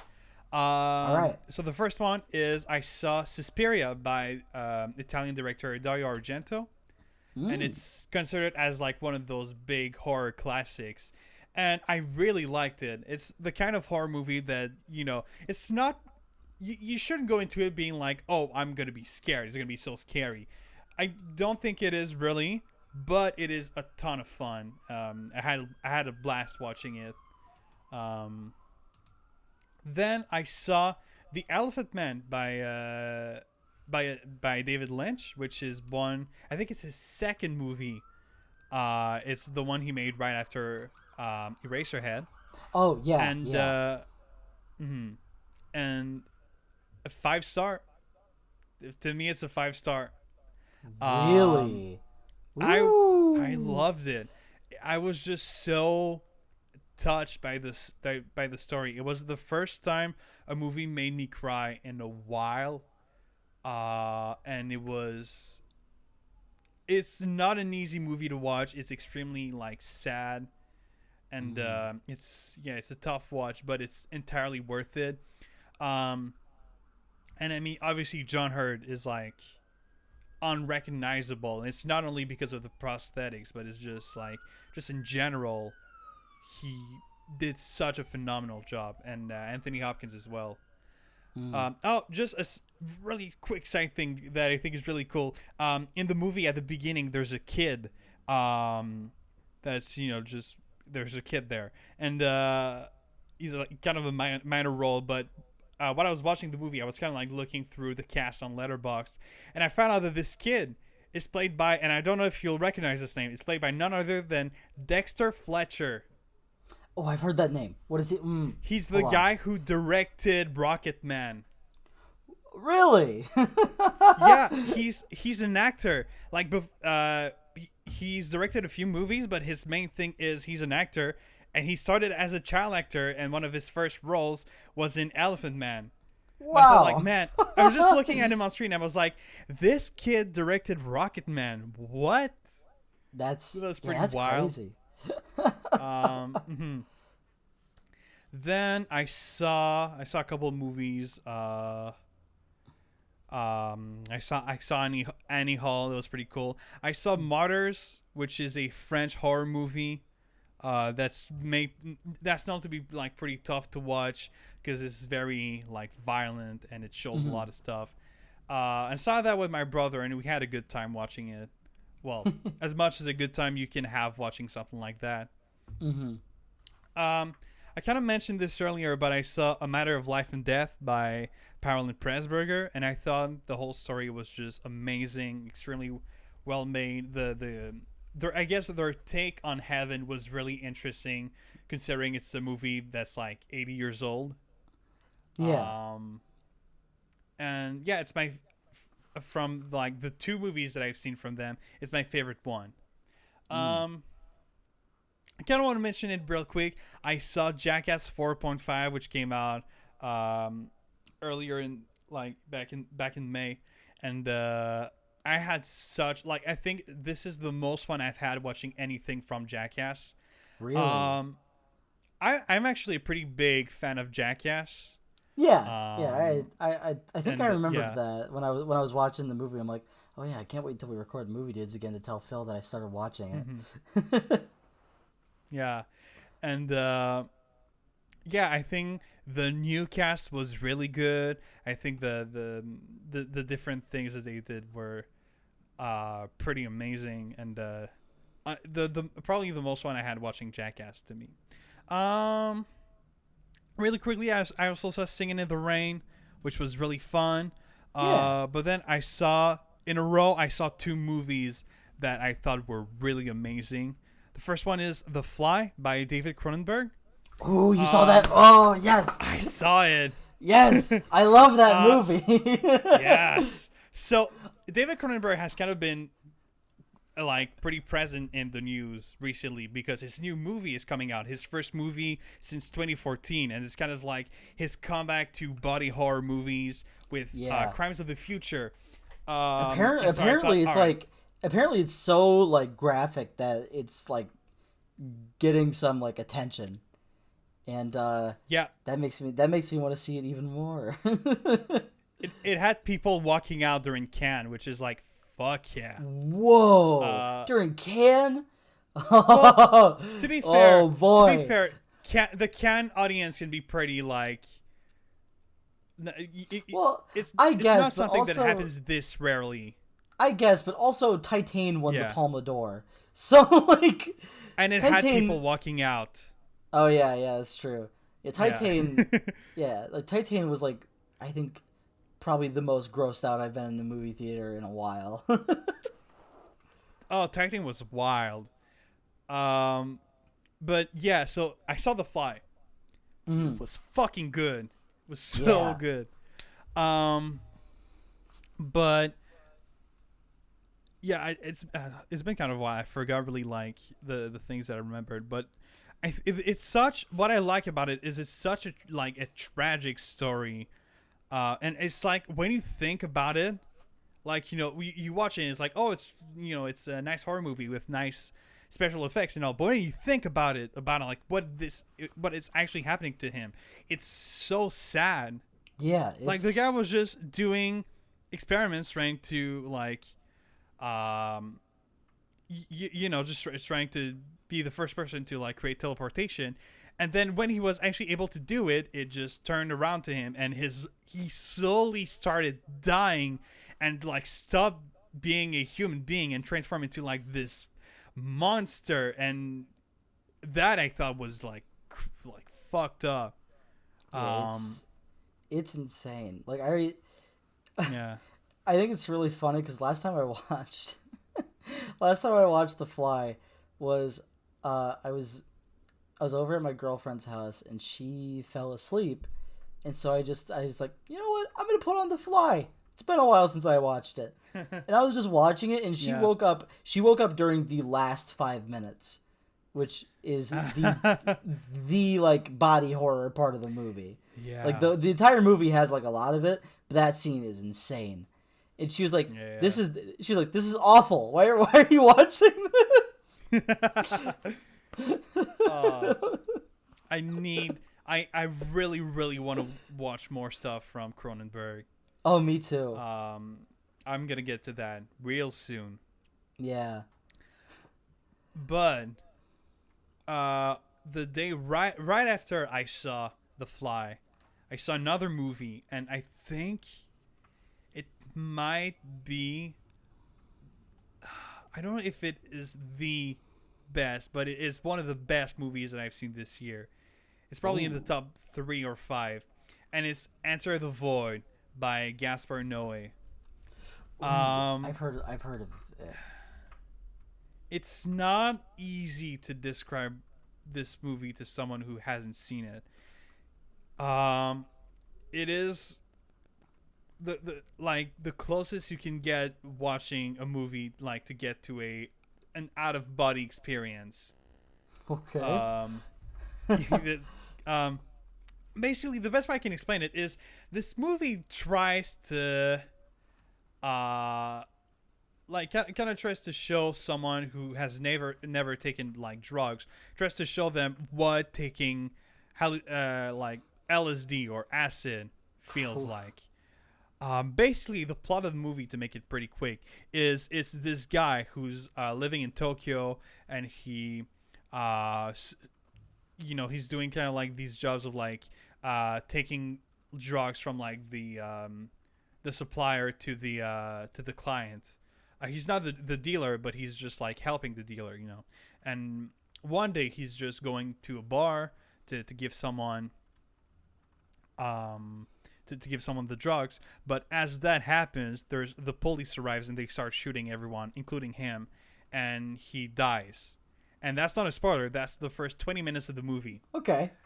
The rest of over 2 hours, the other part of the movie is basically, I guess, Gaspar Noé's take on the afterlife, where it's just the character, like, it's this weird first-person view of like what happens after he dies, but there's also a big part of like what happens before. It's insane. And like the word insane has never been so appropriate. I don't think the word insane has ever been so appropriate for a movie. And I'm saying that while wearing my house t-shirt. Just to give an idea. All I'm going to say is, Alec, you fucking need to watch that. Okay. I will track it down and try to watch it soon. Yeah. What did you watch it on? I rented it on YouTube. Okay. But oh yeah, it's only $3. Yeah. Yeah, no, it's cheap. I have never had such an experience like that in my entire life. It's also funny, like when I first logged it on Letterboxd, I gave it 4 stars just because I really wasn't sure of like what to give it. And the more like I thought about it, like I ended up giving it 5 stars. And I might try to wait to watch it until I have my big TV set up.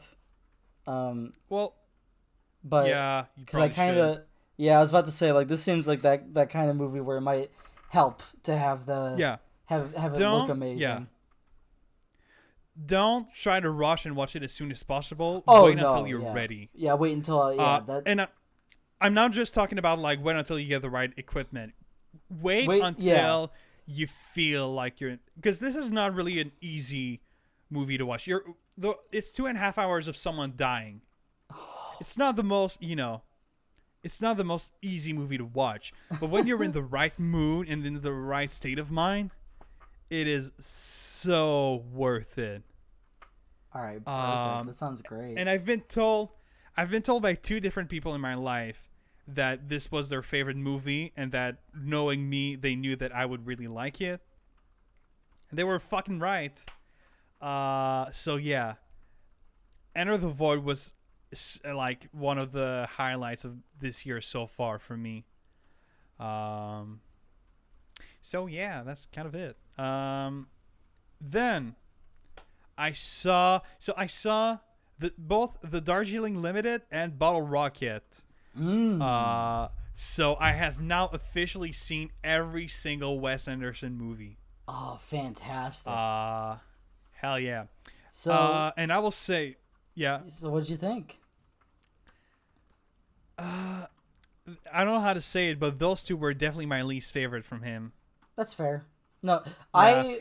I would say that Darjeeling has not aged quite as well as the first time I saw it. Yeah. But I think Bottle Rocket, I don't know, Bottle Rocket's different to me because like that was one of the first Wes Anderson movies I saw in full. And it is like I don't think it's a very exceptional story, but I think Bottle Rocket might have one of Wes Anderson's best like senses of humor. Like it is so stupid, and it has some of my favorite lines that he's ever written. Like there's one that my dad and I quote literally all the time, where like where it's the beginning of the movie and Luke Wilson is talking to his little sister, and he's like she doesn't want anything to do with me, man. And Dignan's like, well, what's she got going on that's so good?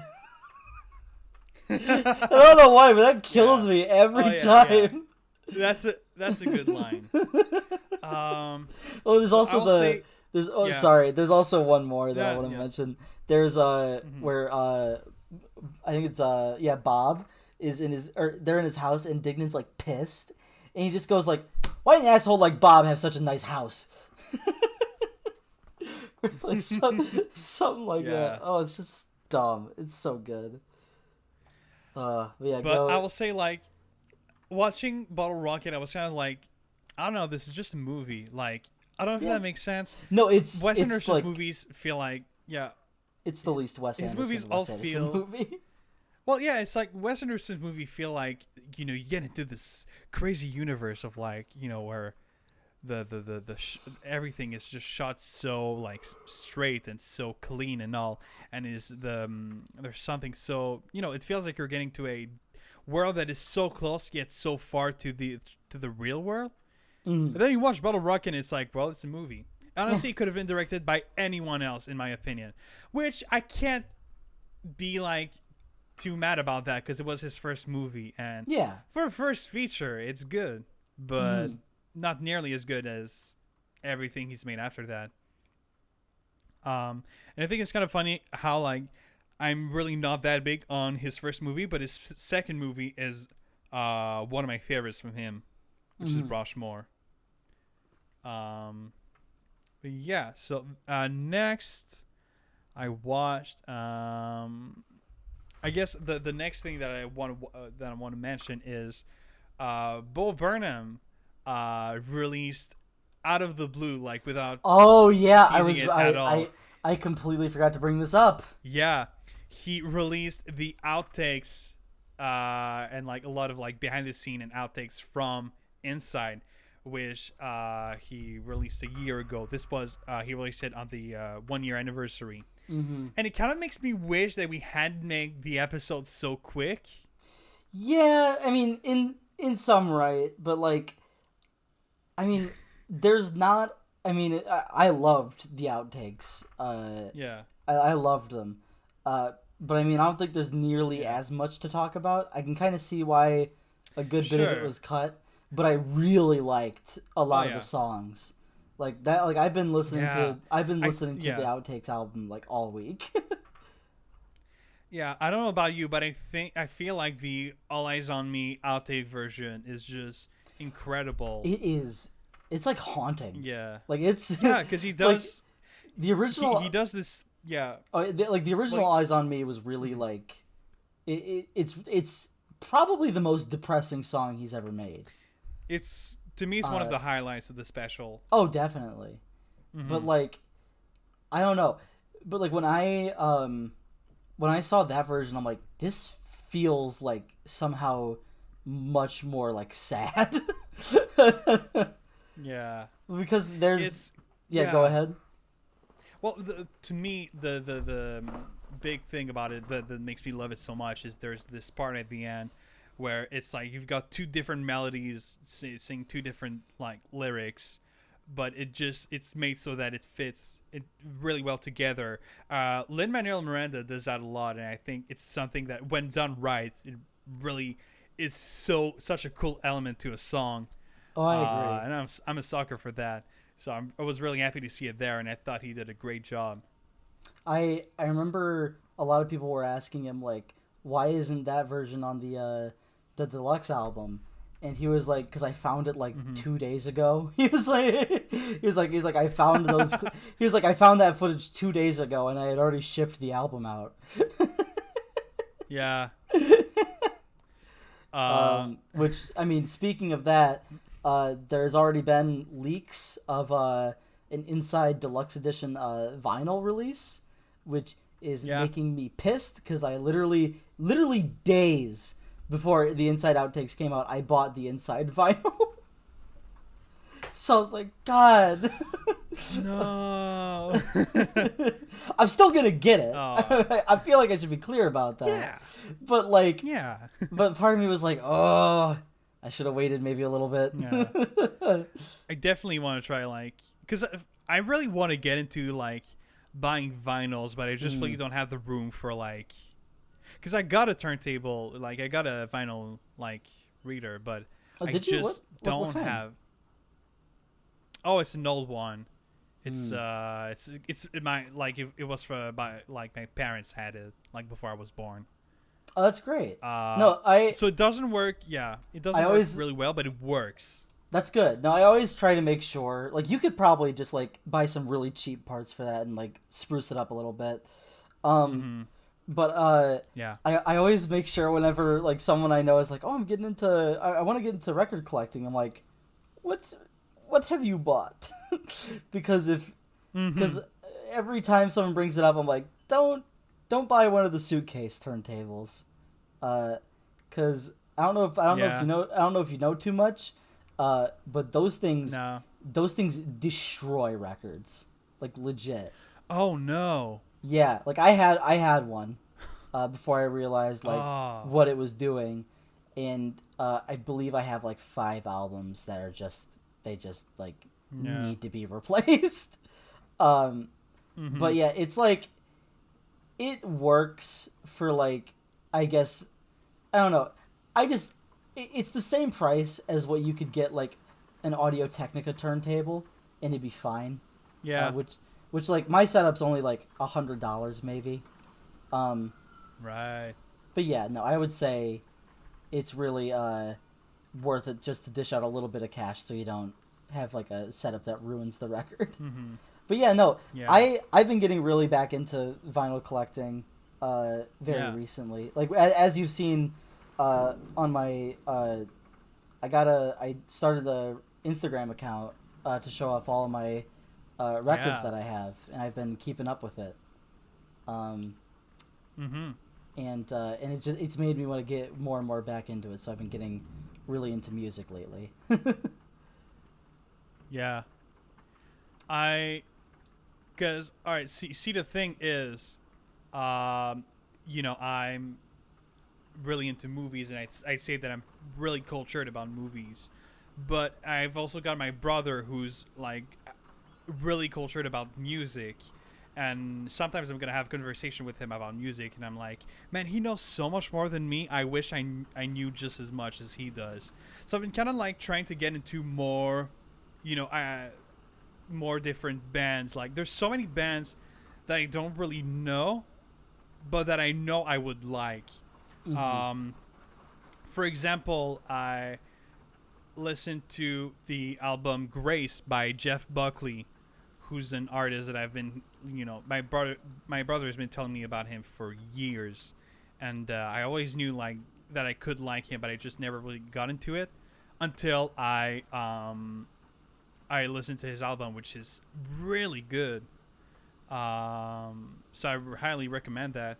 And also, while I'm at it, I also recommend the band Northlane, which is this Australian metal band that is just crazy, like, just so good.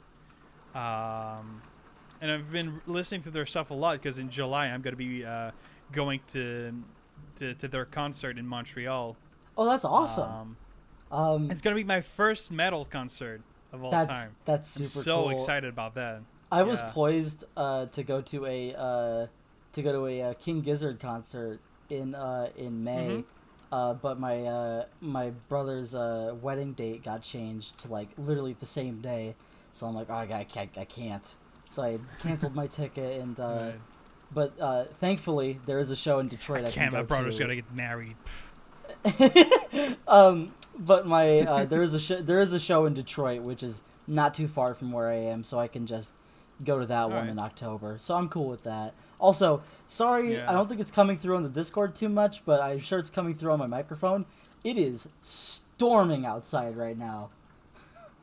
Like, oh my Yeah, god. I'm hearing it a bit. Yeah, it is like it started out with like some thunder, but like it is whipping across that window. Jesus. All right. We'll continue. Well, I don't think my power's gonna go out yeah. or anything. Nah, should be fine. Yeah. Whatever. Yeah. Oh, while we're talking about music, I just want to make a quick tangent and say, like, one of my favorite bands of all time is Panic at the Disco, and they recently released their first song in 2.5 years.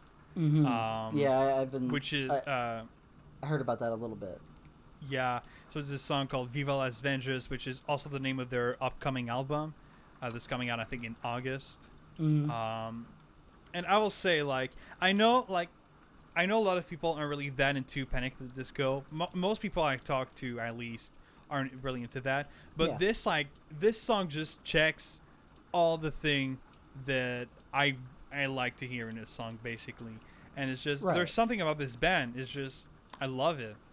I will say it's like I think we've talked about it in the past. I'm not too into Panic at the Disco. I never really have been. But the track list, when the day the track list came out, my friend was like, "You gotta look at one of these song titles," and it is somehow like it's somehow both like the best and craziest song title, the best, craziest, and like worst song title I've ever seen. It all rolled into one. It's incredible. It's I don't know what track it is on. It's gonna be on the album, but it's called Star-Spangled Banger, and that is insane. Yeah. Star-Spangled Banger.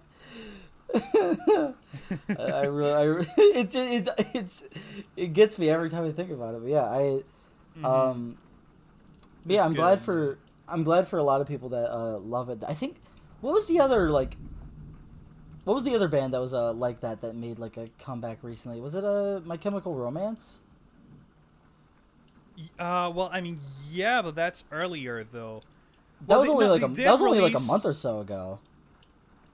Well, I mean, you know, it was kind of like back in like 2019. They made their whole like, "Hey guys, we're back and we're going on tour," but it's earlier. I think it was in May that they released a single. Yeah, it was about a month ago.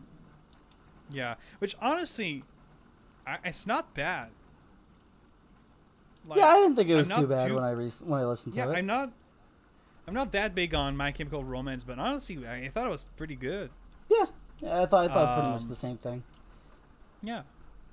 But yeah, I mean the album's coming out in August, and I cannot wait. There hasn't been an album since 2018. I need some Panic. But yeah, so I think I'm just kind of quickly gonna go through like the last movies that I've seen. Because so basically what I'm doing is I've kind of planned this whole thing where I'm watching one movie a day in June, and on June 30th I'm gonna log my 1000th movie on Letterboxd. So that's kind of exciting for me. And so the big movies that I've seen, I saw Come and See, which is one of the highest rated movies on Letterboxd, and just like Enter the Void, a very tough movie to watch. Honestly, I think it might be the most shocking movie I've ever seen. Like, ooh, that excites me. Yeah, I don't think I've ever been so shocked watching a movie. Oh wow. Then another big one, which I mentioned earlier, I saw Stalker, by Andrei Tarkovsky, and just like everyone says it's amazing. I did prefer Solaris, but watching this did make me want to watch like more of Tarkovsky. I really like the vibe of his movies. Yeah. But yeah, then I saw one that I feel like I don't hear that many people talk about. I saw Man on the Moon, which is a movie really? directed by I really want to see that. Yeah, it's a movie by Milos Forman, who's a guy who made Amadeus and One Flew Over the Cuckoo's Nest, and it's with Jim Carrey. It's about this comedian, well, I'll say entertainer, that was very big back in the 80s, called Andy Kaufman. And I'm saying entertainer instead of comedian because that's how he said it. He never considered himself as a comedian. But I thought the character that was Andy Kaufman was just so interesting, and the way that Jim Carrey like did it, like his performance was really good.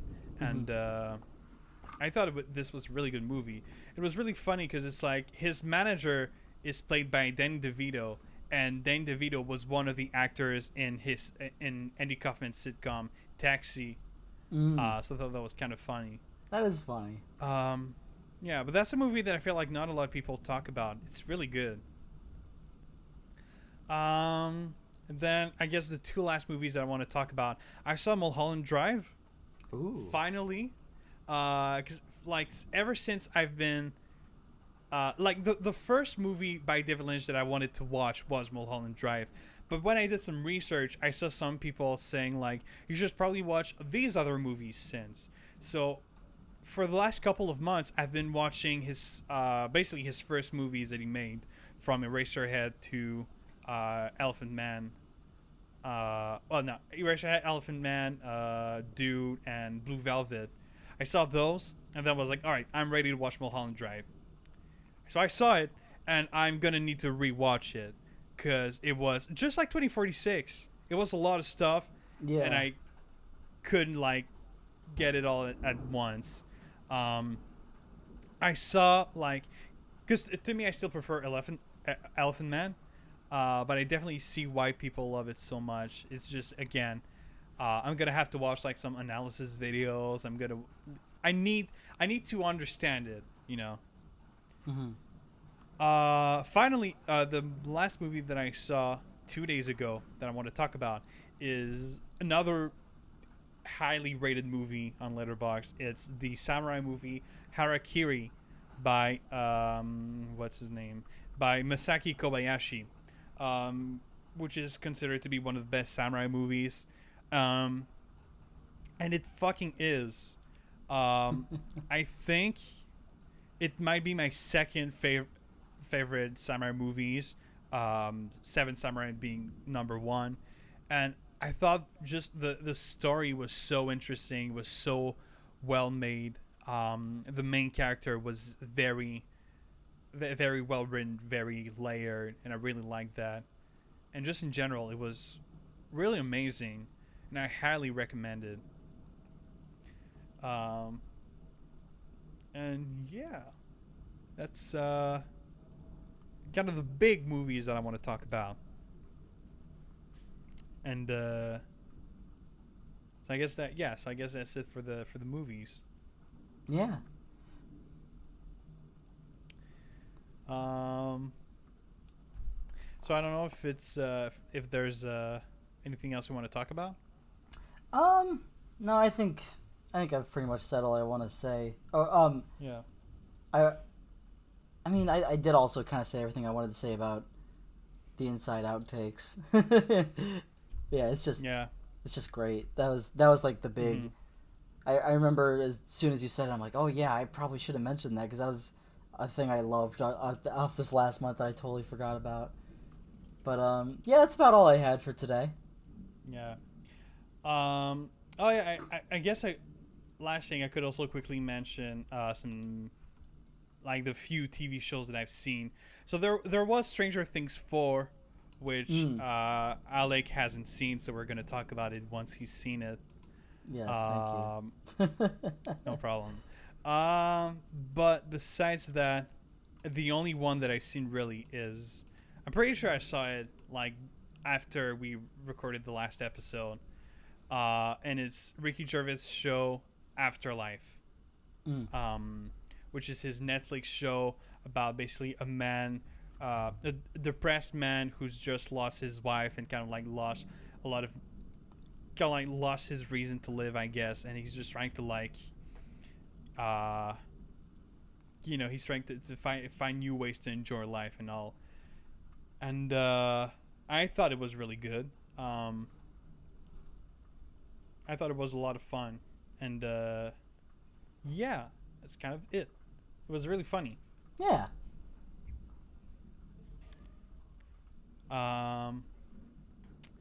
So yeah, I guess it's kind of it for me. Should we get to the next movie? I think so. All right. I've got the randomizer ready. I feel like it's been a while since we did the randomizer. It has been a while. It's been a while, yeah. So, all right. Without any further ado, next week's movie is going to be Forrest Gump. Really? Okay. Yeah. A classic. It's been a while since I saw it. Yeah. It's been a while since I've seen it. I guess yeah. I guess it's been a while since we talked about, a good old classic. Good old classic, yeah. Yeah, good old. Oh yeah. And it's like really, this one's really high in my favorite movies list. Oh yeah, it's probably, yeah. I feel like you'd have to be like insane to hate this movie. Like this movie is just, it's so likable. Yeah, but for many reasons, which we're going to talk about next episode. Yes. That's a movie that's very important to me, and I'm very excited to be rewatching it. I think it's going to be like my 5th or 6th time watching it. So yeah, I guess that's it for movie news this week. Yeah. Thank you everybody for watching. And we will see you next week with Forrest Gump. You can check out Phil on Twitch, YouTube, any social medias. You can check me out on pretty much all the same stuff. My Twitch is in kind of a weird situation right now because of my new place's internet, so I don't know what the deal is going to be, but we'll see. Thank you everyone for watching. And, yeah. Bye-bye. Bye.